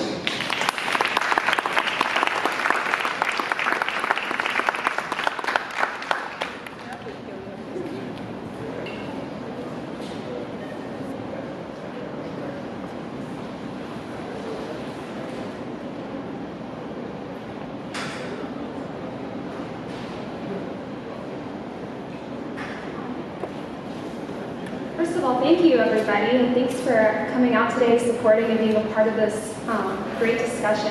Glad you're all here. My name is Melanie Buffa. I am the senior designer here at Agency Artifact. If you don't know our work, we range from landscape architecture to urban design, and our projects range in scale quite a bit, which you're going to see here. So this is our founder, Chris Torres, who some of you may know. He's great. And our visions really align, so I'm going to talk about that a little bit in the presentation. There's a video. You can see our video where I'm talking to a picture. But so just through our work and our portfolio, you can see that we really challenge the concept of what is public space. Similarly to Chelina and her practice, we are thinking about how public space and how people interact with the public realm, not just in city-owned, county-owned properties, but in places where people gather. So public art installations. We work on some public art installations with artists. We also worked on a very large-scale 2,000-acre master plan for the Sepulveda Basin, which is a big part to me because I'm from the San Fernando Valley, born and raised in LA. And we do work with, connecting people to their neighborhoods, like in Compton, and introducing equestrian centers, because that's what the people are looking for. So, if you feel like you've seen this image before, you're not having deja vu. Ghazal and I worked on Isla intersections together. So this project was monumental. We introduced one of the first shared streets. We could talk hours about this project, we won't. We're very proud of it because it was in such a desolate area. And this street used to be open to cars on this side. We closed that off so people would have to slowly turn into the street, and it's a shared street with bike lanes. It can be closed off, it's much quieter. The community can have farmers markets there. So we're really thinking about how we can change that public space into something that's more human scale. Similarly, we have a larger scale project. This is a park out in Irvine. When we look at the site, one of the things that we're very in tune with is that we're looking at culture and context. Who are the people using the site, and what's the context of the site? Those two things are going to be the biggest factors when we're really designing and creating space, because we want the people to be able to feel like they have ownership of it. So in Irvine, I think there was something like 46 different cultures just in like a 2-mile radius of the park. And so we really honed into that, took inventory of the culture there, and designed a space that's rich of programming and culture and life, similar to the people around it. We're also a very hands-on firm, so we take a project from beginning, and we're involved not only in the execution and the construction of it, but how do we fund this? How do we make this a reality? Because in this day and age, this is a really prevalent question. We have these ideas, but how do we execute them in a way that's going to be good for the community, for what we promise them, versus what's actually going to be built. We also strongly promote community engagement, because that's the only way you're really going to know what challenges a site has and what people want to see and how they can take ownership of their site. So this is a project of Shriners, but when we listen to community input, we're also engaging that into our other projects, not just public streets or public realm, but anywhere that people gather, it's going to see the same challenges, like shade. Great example right now. Is there anyone sitting right here? No. Everyone is in the shade. So shade is a big issue, not just in public realm, but everywhere. So walkability and accessibility to people who may have disabilities, all of these things should be incorporated and thought about when we're designing into our public spaces. But also into residential, we think that that kind of social and environmental change can begin even at the home level. Small changes we make with materiality and with water and plants, sourcing materials, all of that can start right at the home. And I think one of the panelists was talking about how, especially in LA, we have this backdrop of the Hollywood homes. Is that public space? Because people can see it? Because it creates, if they're just blocking it out with walls and hedges, does that create the LA that we all want to see? This was a cool project because we got to see, it's the Wayfarers Chapel down in, oh my gosh, I'm already forgetting. Palos Verdes? Palos Verdes. Very cool project. They're relocating it because it fell down in a landslide. Historical restoration comes with its own challenges, but the project was so much community buy-in because everyone has so much love for this piece of architecture. Maybe they got married there, maybe they just like to see it or drive there or hike around it. So huge community buy-in. So a big part of community engagement is knowing, how this wants to be, but how also we're going to make it sustainable so that it lasts for future generations to come and doesn't fall down a hill again.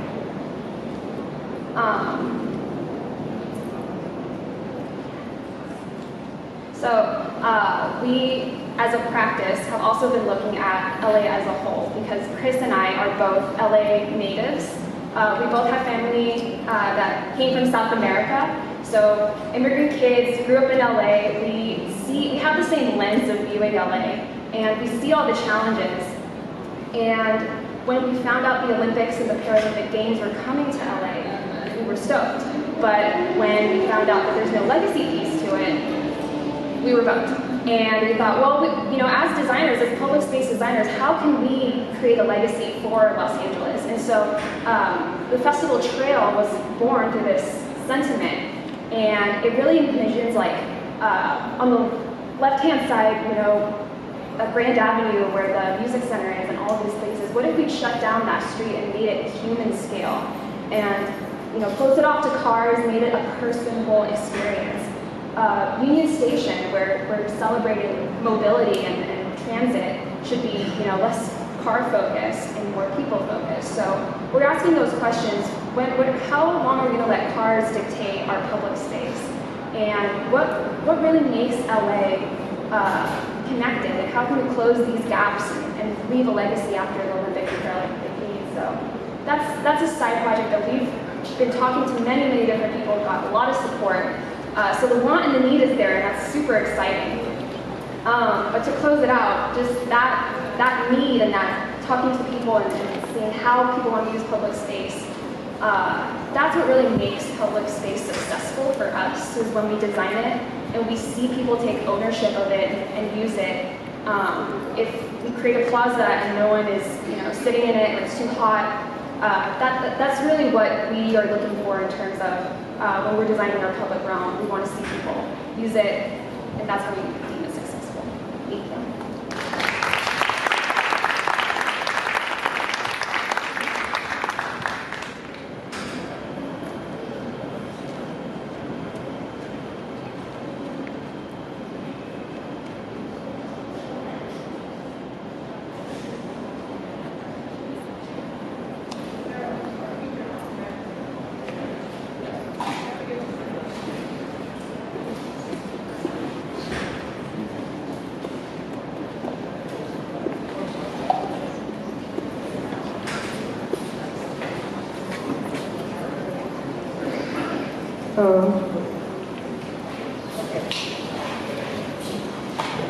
Thank you, everyone, for provocative presentations.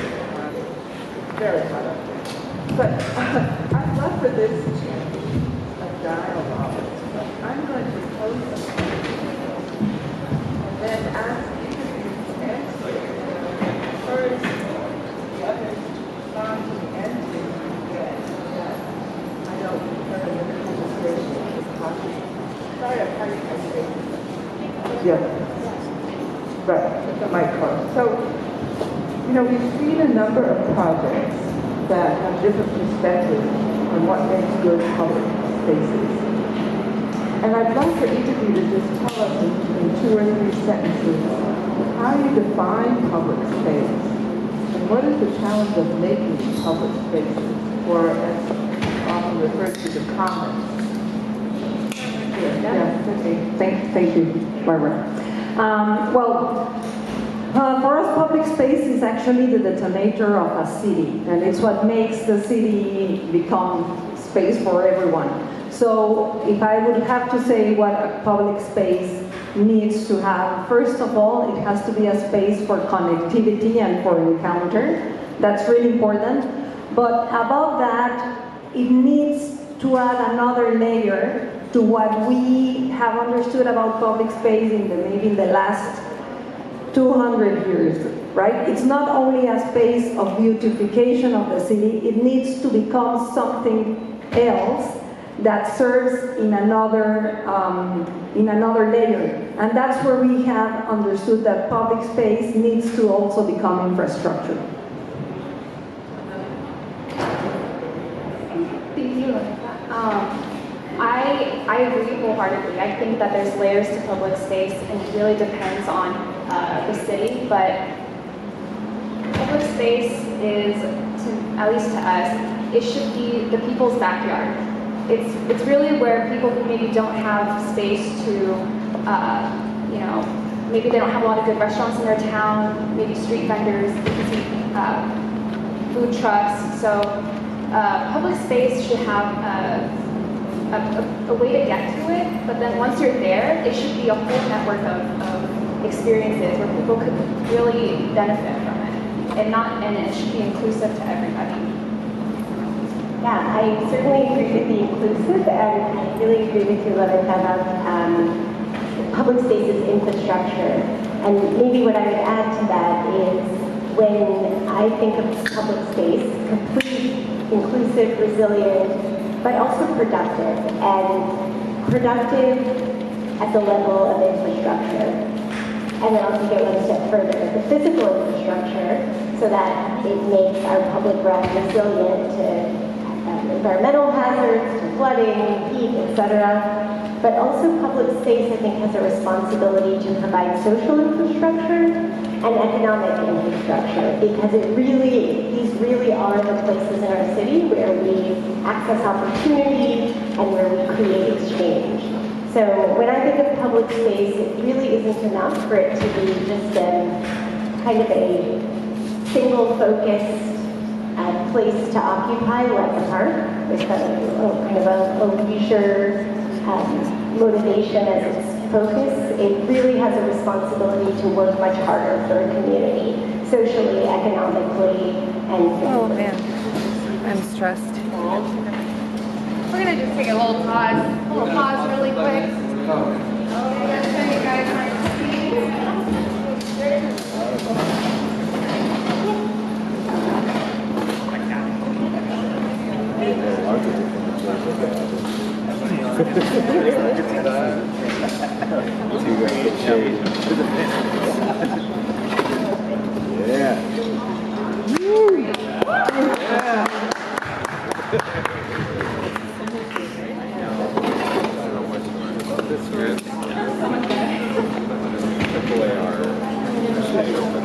Would any of you want any water or anything? Are we okay? We're good? You love some water? Okay.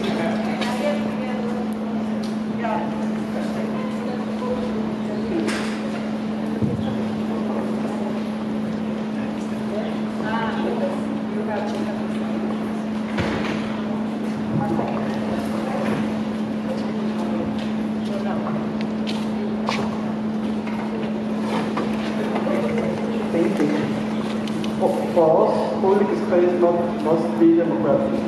Places where everyone is welcome. Places that are not limited as single-use knowledge of permitting people to shape and adapt, creating a sense of ownership. In a sense, with minimal elements, with a 10 for maximum is fine. So you've all described quite ambitious goals for public space. And I'd love to hear from each of you about what the challenges are of making projects that do all of the things that we have ambitions to do.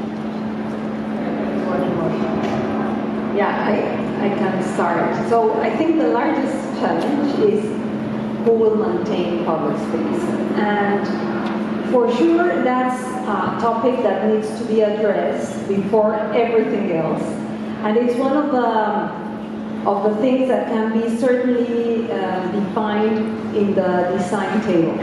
And that's where I think there's a lot of power within our profession, because somehow we're able to envision the future. And in envisioning that future, we're also able to define how possible the future can become. And specifically, that moment when you are sitting on a table and discussing the characteristics of a project becomes of severe importance, let's say, because that's where you pick materiality, where you pick finishes, when you understand who will use a public space, how will they use public space, and what's the possibility of that public space to last in time. So I think in that sense that in a very concrete case, the project that we showed, for us it was of very high importance who was going to take care of that, knowing that there was no money for maintenance. So that's when we decided to pick stone, concrete, and do the least detailing possible, so that both the construction company would do it quickly and as best as possible, and on the other hand, that it could be easily maintained and lasting in time. That's a big challenge. Projects I work on, I go back 10 years later and I get very sad because we don't mention the challenges. Chelina, you want to? I agree with that, and I agree that the way that is resolved is at the beginning of a project, and the way that a project is set up, and who's designing it, and who's stepping up to steward it from the beginning. But what I add to that is the idea that the way that, and I'll speak to the US because it's true in other places, but it's especially true here. The biggest challenge of creating a public space is the formulas by which public space is allocated in most of our cities.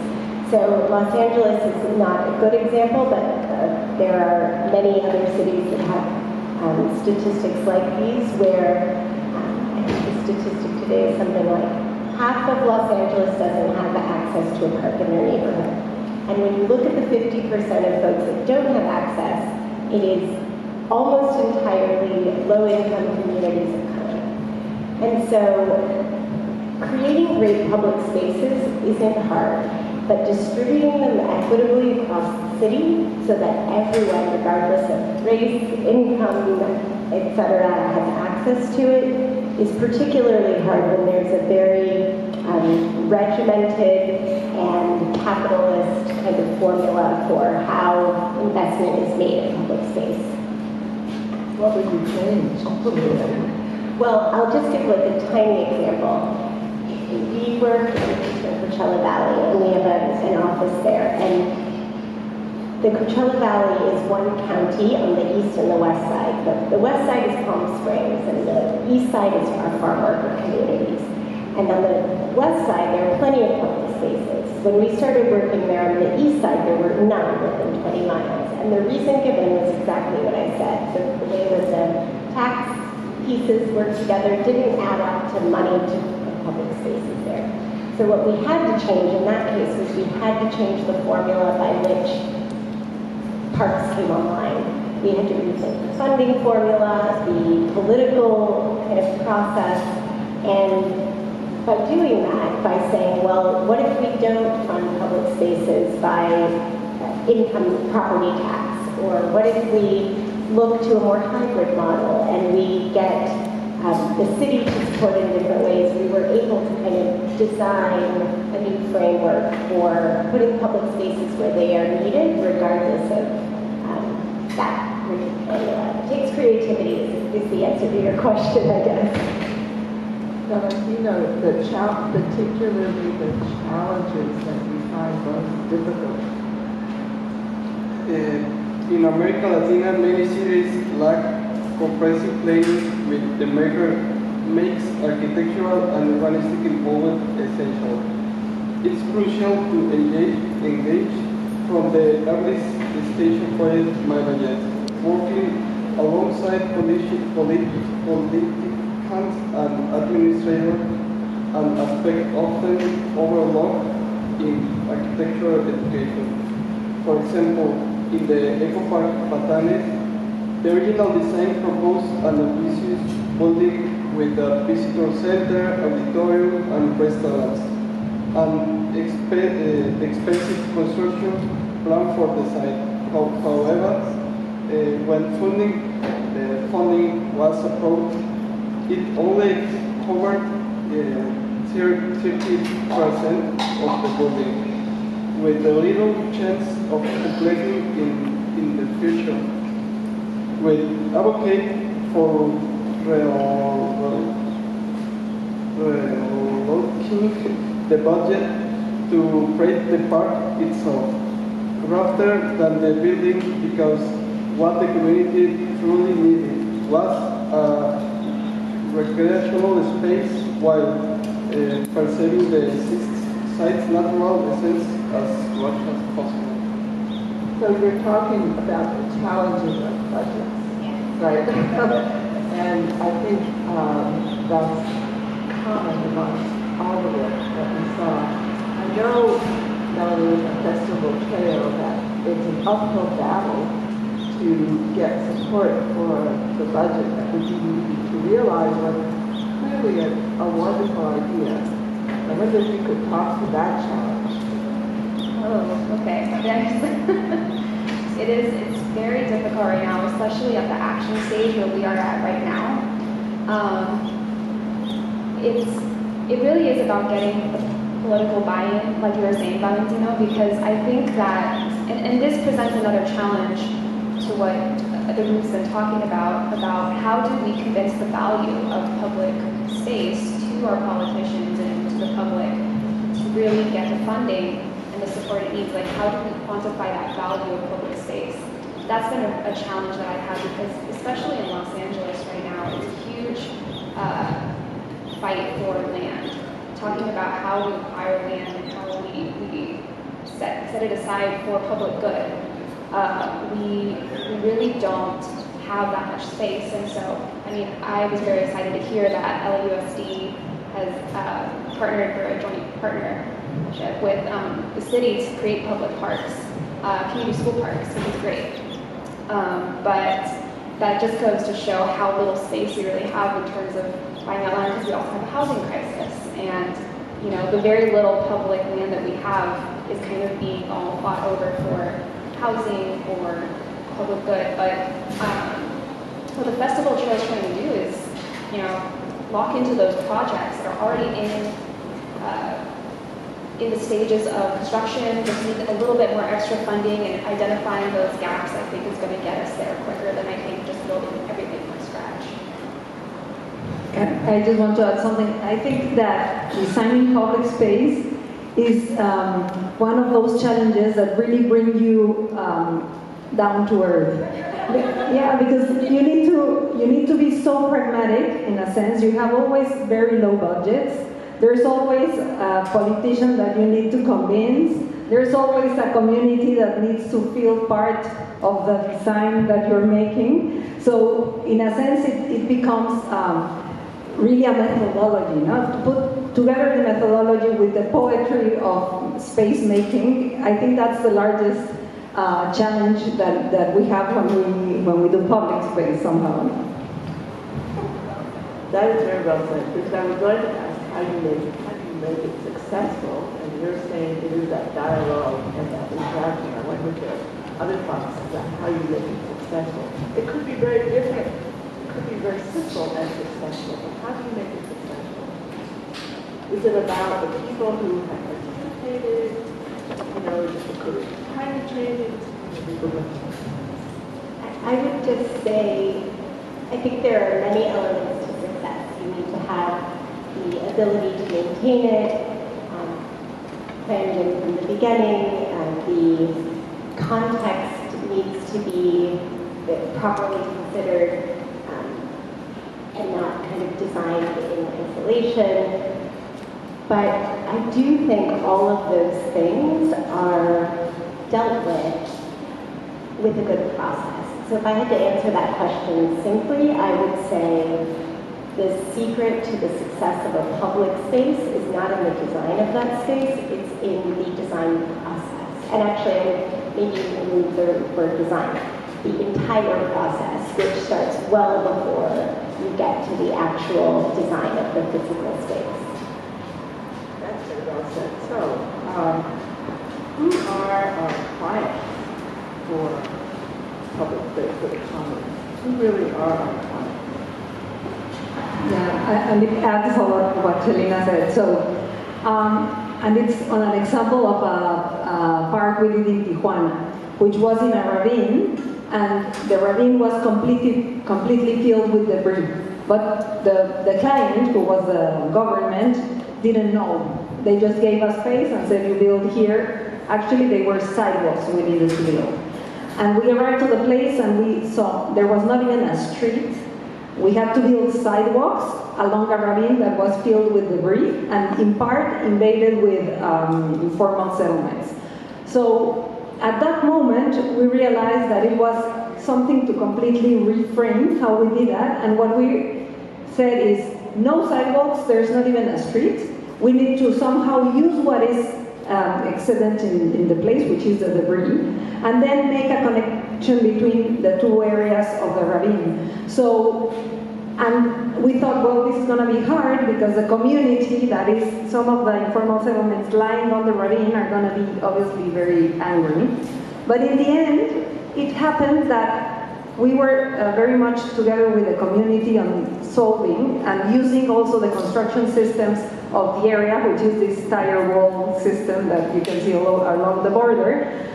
And they participated in it, and it's really surprising to go back into that place, which is completely like somehow disregarded of the central area of Tijuana, and see how it's very well taken care of by the community themselves, because they felt part of the project, and because it solved an issue that they had. So it was not an ambition of the architect of which, like this egocentric way in which we are taught to design, which is what do I want to do, instead of what does the place needs as a result or as a response to the issues they have. And I think that equation is what makes the difference.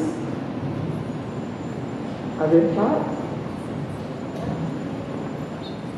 Yeah, I think that's 100% correct, is when you can really give the public the buy-in, and you answer their questions, and you solve the problems they initially pose. I think that kind of solves the question of maintenance, because the community starts taking care of it, the community starts taking ownership. And when you frame it to them as, them being the client, like you were responding to your question earlier, because as soon as we start designing the public realm, we start to put on our hat of we're the mouthpiece of these people in the design. And so we have to take responsibility of that, and even though maybe privatized dollars might be going into this project, we are still responsible for the communities and the people that it affects. For me, it's an architect focus on excellence, making intelligent use of materials. Yeah, I mean, it overlaps with the conversation about housing too. Very particular materials to Los Angeles that's probably very different than Mexico, and making intelligent use of what we have to build with makes all the difference for the success and the longevity of a space. So you kind of guided this a little bit, Chelina, but I wanted to ask you all, if you were in charge and you could change the structure of how public spaces are defined, financed, allocated, what would you change to make better commons for the populations in the places we work? What would you change? Just to add to what I said earlier, I think I would change one very simple thing, which is that right now we see public space as sort of a luxury or an amenity as opposed to an essential service. And so I think if you just change the understanding of the responsibility of the city and the responsibility of public space to its residents, then all of the other things would fall in place. But I think public space is in the wrong category right now, and it's something that feels more like a nice to have instead of a must to have. And I think that's when it links to infrastructure, because when you put it there, then they need to have it. I mean, it's a service for everyone. It's not only they have a nice park. We need to have that in order to have access to water, or to have waste management or something like that. Then you convince the politician.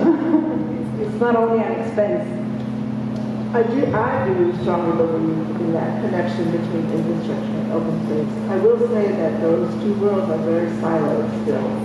And it's very hard to convince those who are funding infrastructure that the public ought to have access to it. Then the conversation comes up about the color of the money isn't appropriate, and who's going to maintain it, and the infrastructure agencies don't want to maintain things for the public, basically. That's not their job, they don't know how to do it.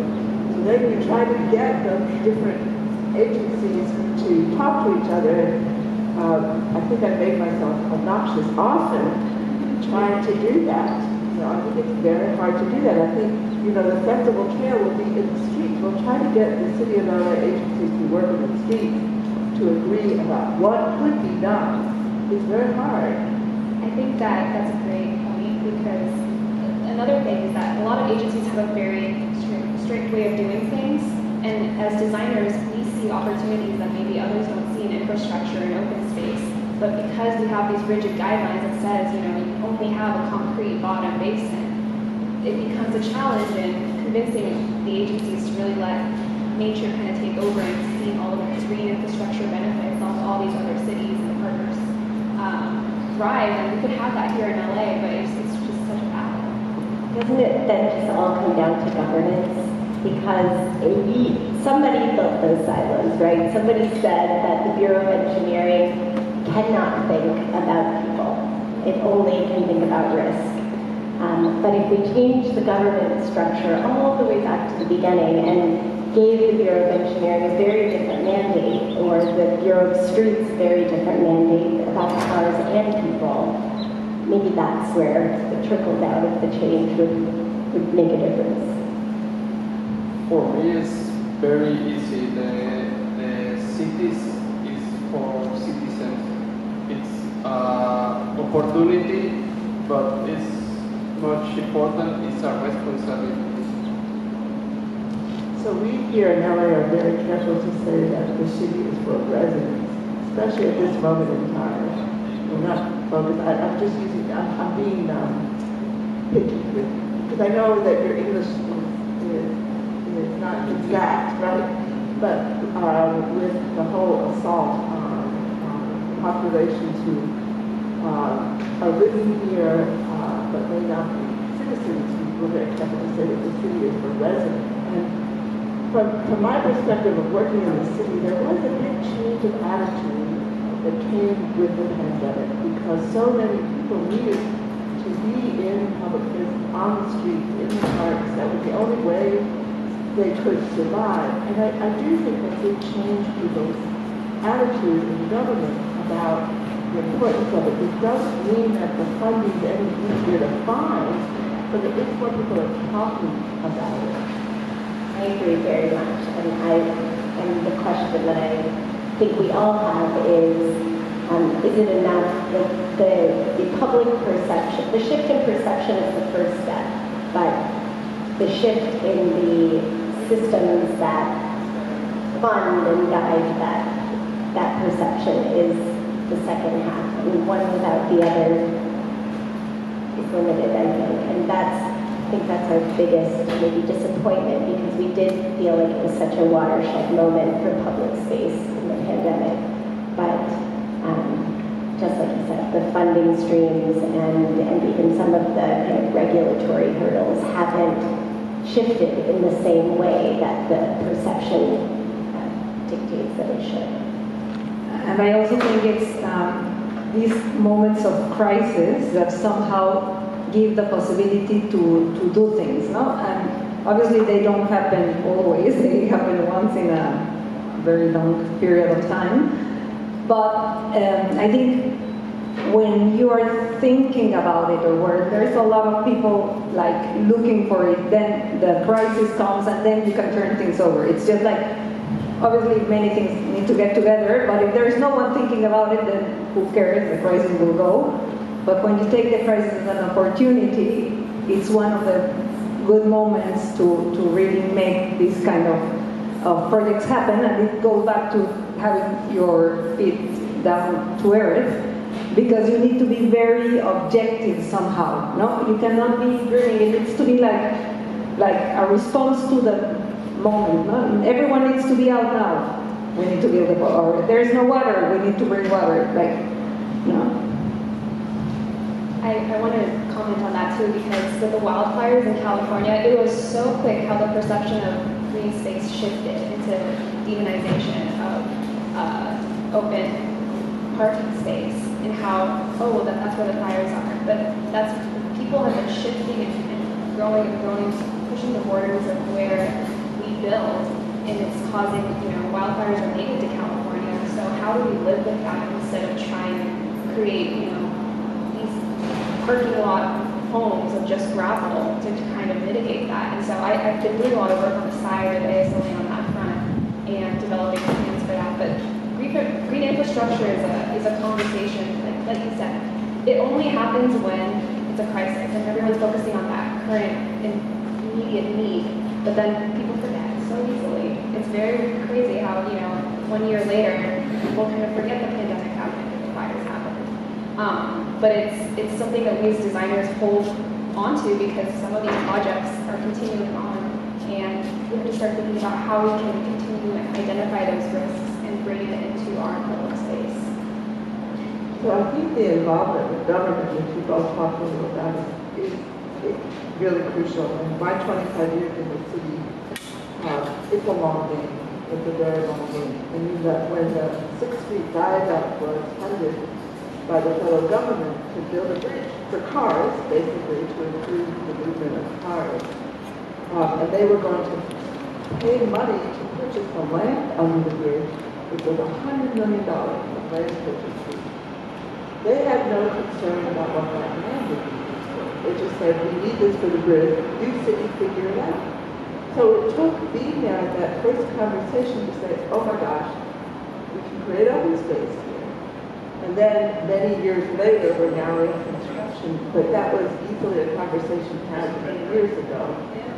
So it had to be there at the very early points of the conversation to try to grab that space for that use.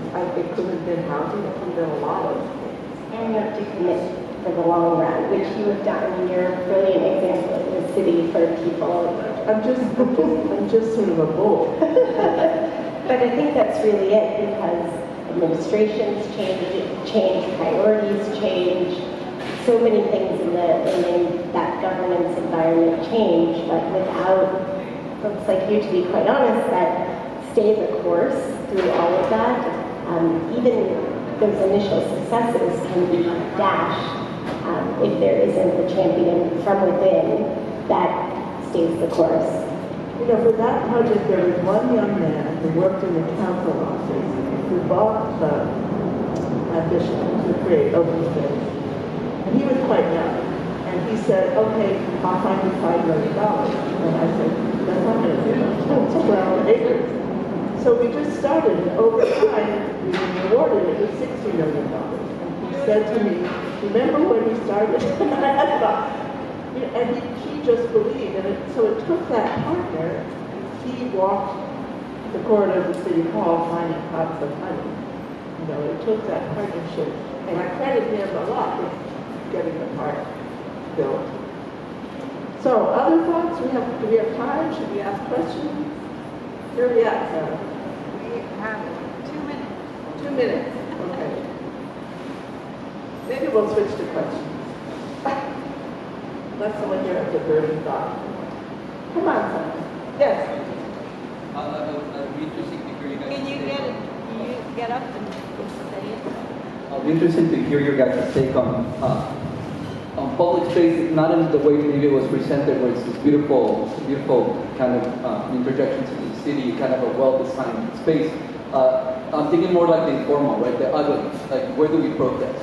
Where do people gather, right? In Mexico City, we have El Zócalo, which yes, people take over the streets, but they have a central place where they can actually protest the government. In LA, I feel like they purposely avoid that. We have the streets, they take them over, but there's no central hub. So a lot of times when I go to protest, it feels like there's no end in sight. It's like where do we end up? So I'm curious to hear you guys' take on, do you design for these kind of informalities that happen in spaces? Like, do you design for it, or do you just leave them alone?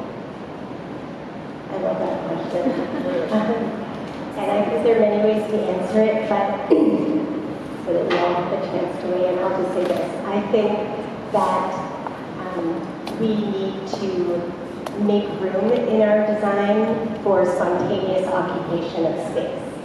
And that's, of course, a challenging thing to do, but I think it's especially important in the interstitial spaces of the public realm. So not just the parks or the plazas, but really our streets and our sidewalks. And this comes back to the question of street vending that we're exploring.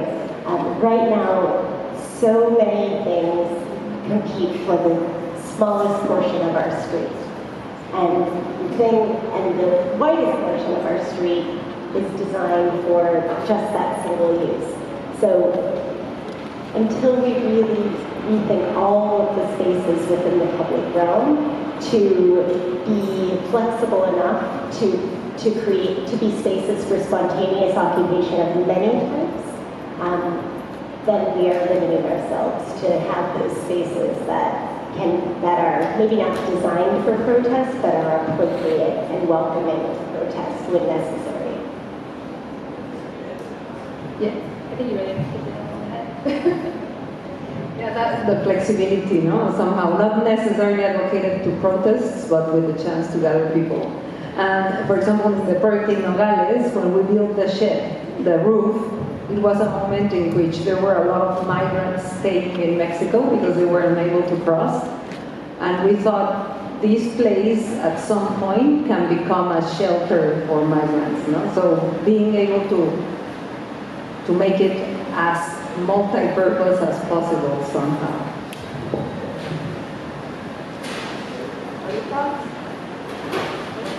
I think we were going to one question.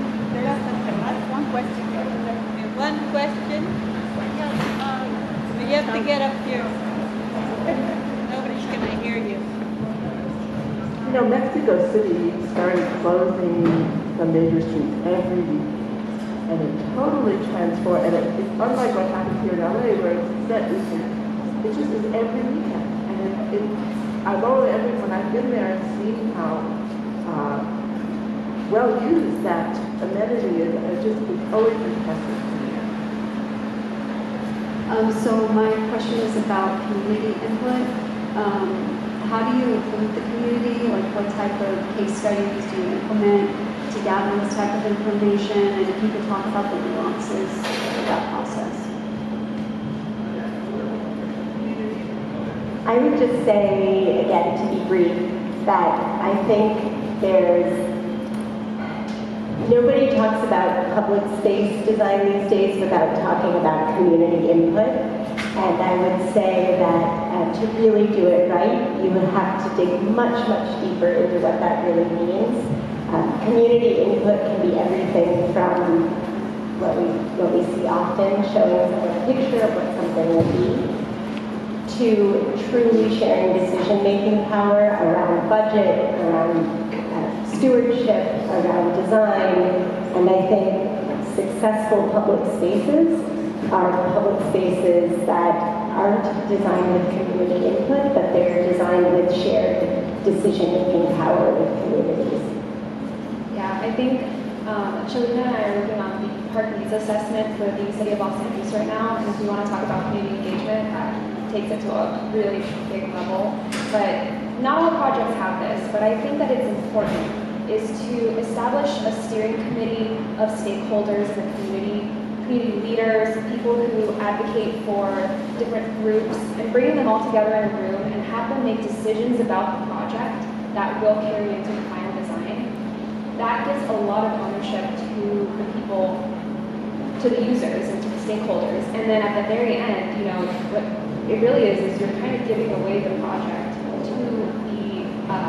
to the community. So as it leaves our hands, we're kind of giving it to them and saying, okay, now you take over and you take over the stewardship and leadership and the actual day-to-day maintenance of the park. And having them involved throughout that whole process we were talking about earlier, Chelina, like the whole process, not just the design, is really important. Yeah, I think that's crucial, and we have had experience in two senses.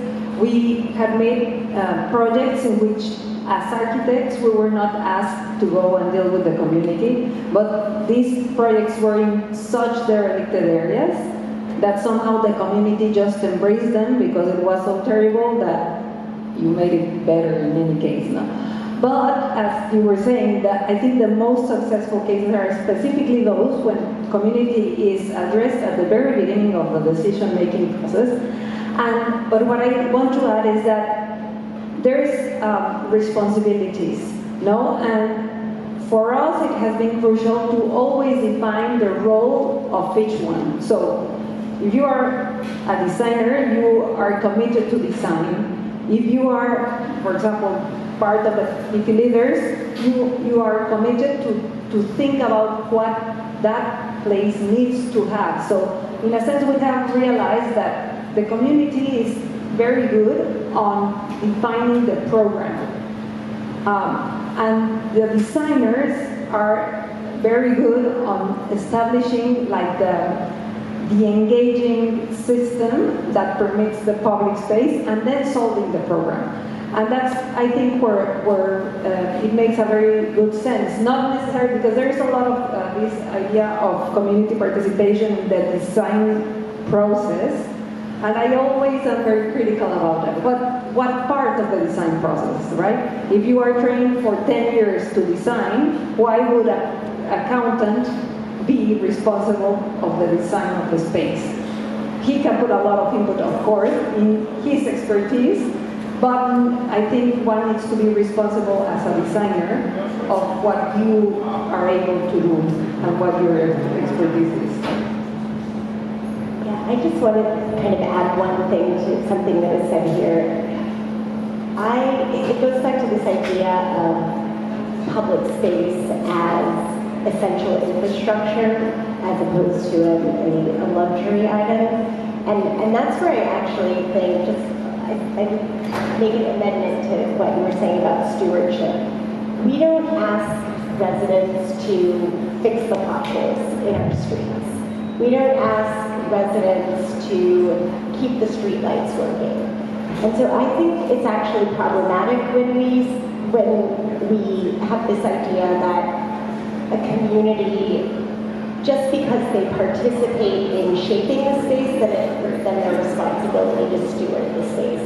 I think that responsibility, if we're thinking about public spaces infrastructure, doesn't fall to the community. It falls to our cities and our governments. And of course, residents should and could play an important role in stewarding the space in many different ways, and how it's programmed and how it's culturally enhanced, etc. But I think it's important that we don't romanticize this idea of the community's responsibility to kind of own the public spaces in our cities.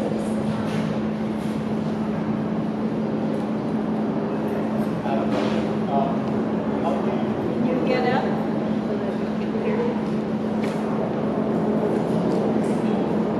Thank you.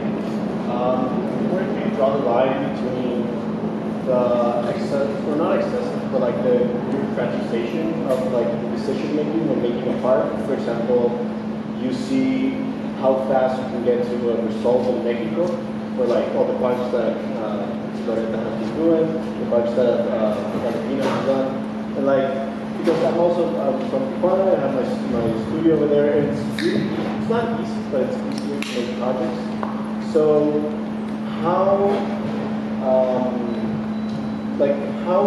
where do you draw the line between how much participation from what you were saying about community?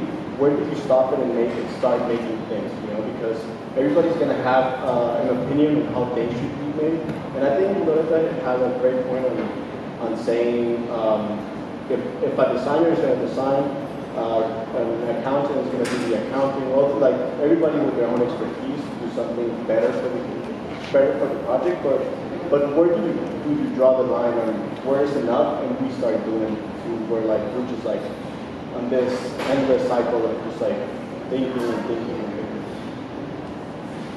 Bueno, al ser de Tijuana voy a traer un poco a contestar en español, igual no sé si me pueden apoyar. Pues bueno, yo creo que esto tiene que empezar desde la observación, ¿no? Nosotros en nuestra práctica no creemos en los conceptos, creemos en las estrategias, ¿no? Y estas estrategias tienen que salir de qué es lo que está a tu alrededor, qué es lo que la gente realmente necesita y qué es lo que realmente el edificio puede dar, ¿no? O sea, lo dije, con el mínimo de piezas dar el máximo de resultados. O sea, creo que es una responsabilidad demasiado grande el poder hacer algo que signifique para la gente, ¿no? O sea, imagínate, por ejemplo, yo trabajo para ciudades muy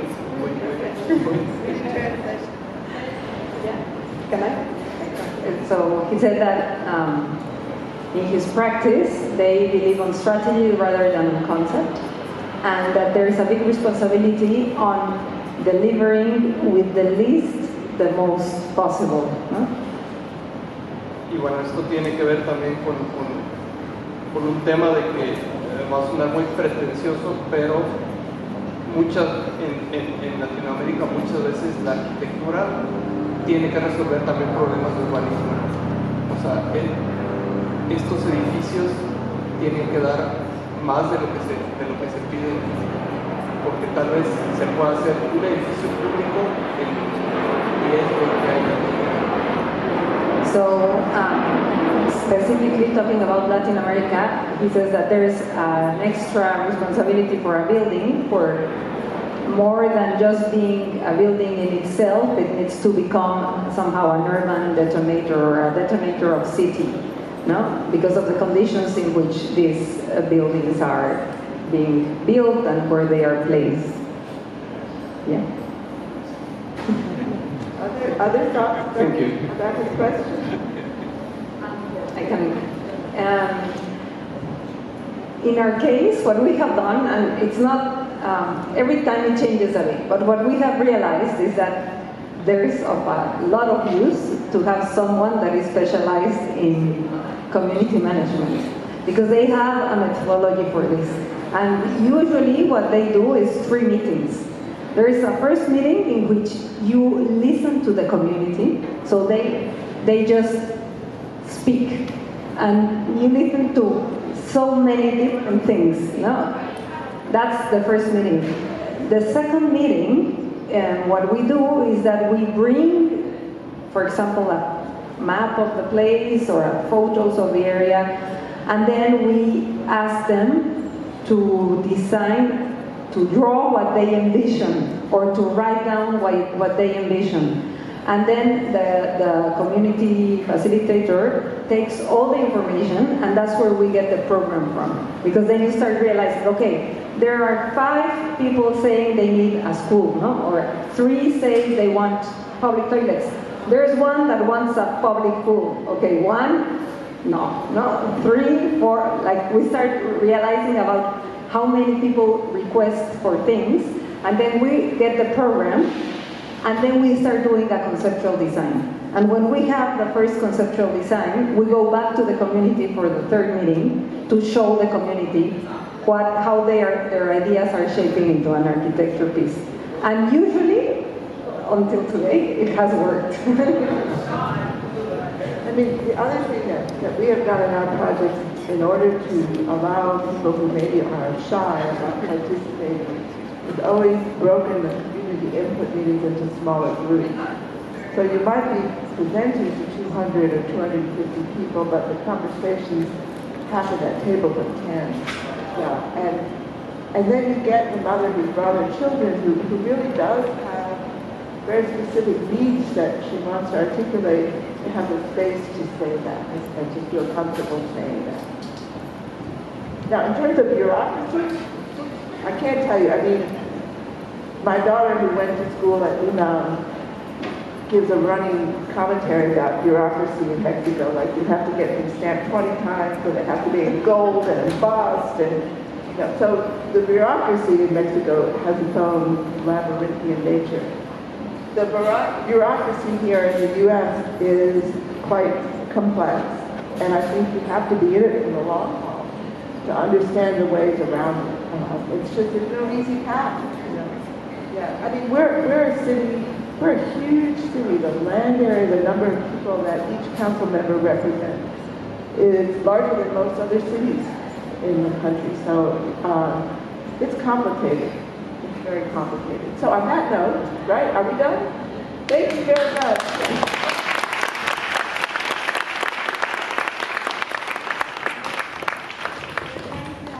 Closing remarks by Jose Rasti. Okay,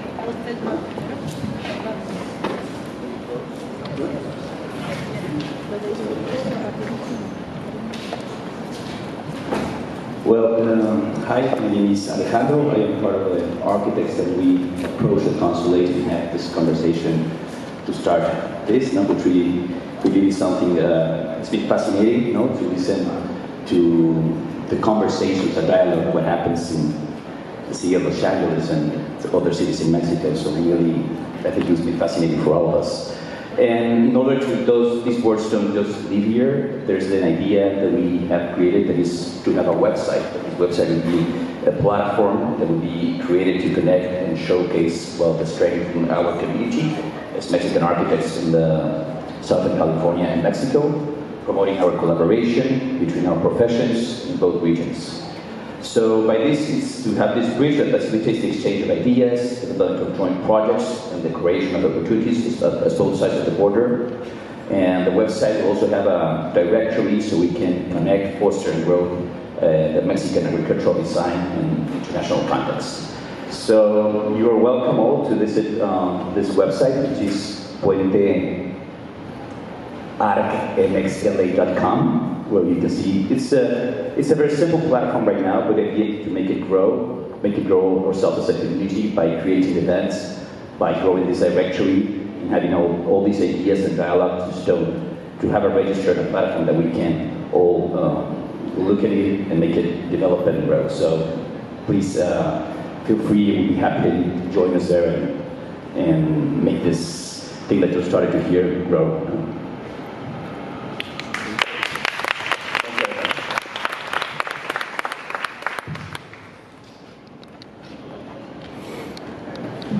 So, hi everyone, my name is Jose Carrasti. I'm a principal at Mutuo. I'm also faculty here at USC and a member of the organizing committee for the event alongside Jose Esparza, Sarah Lorenzen, Rosa Argas, and Alejandro Solis.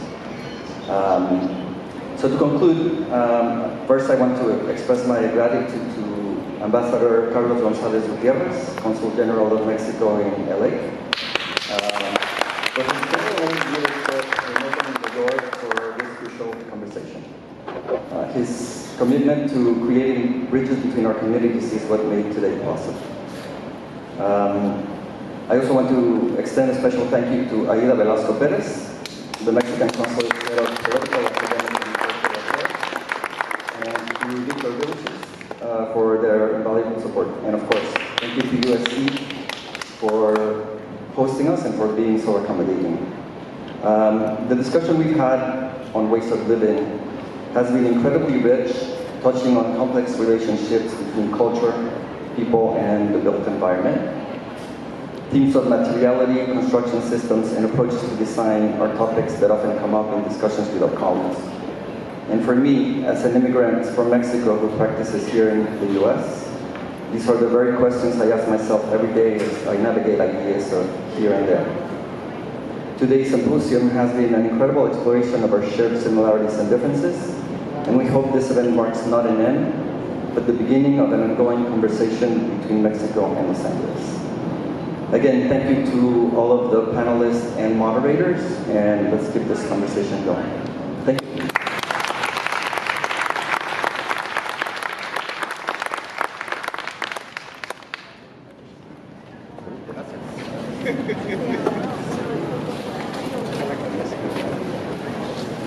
Perdón, pensé que iban a hacer eso en la otra tienda.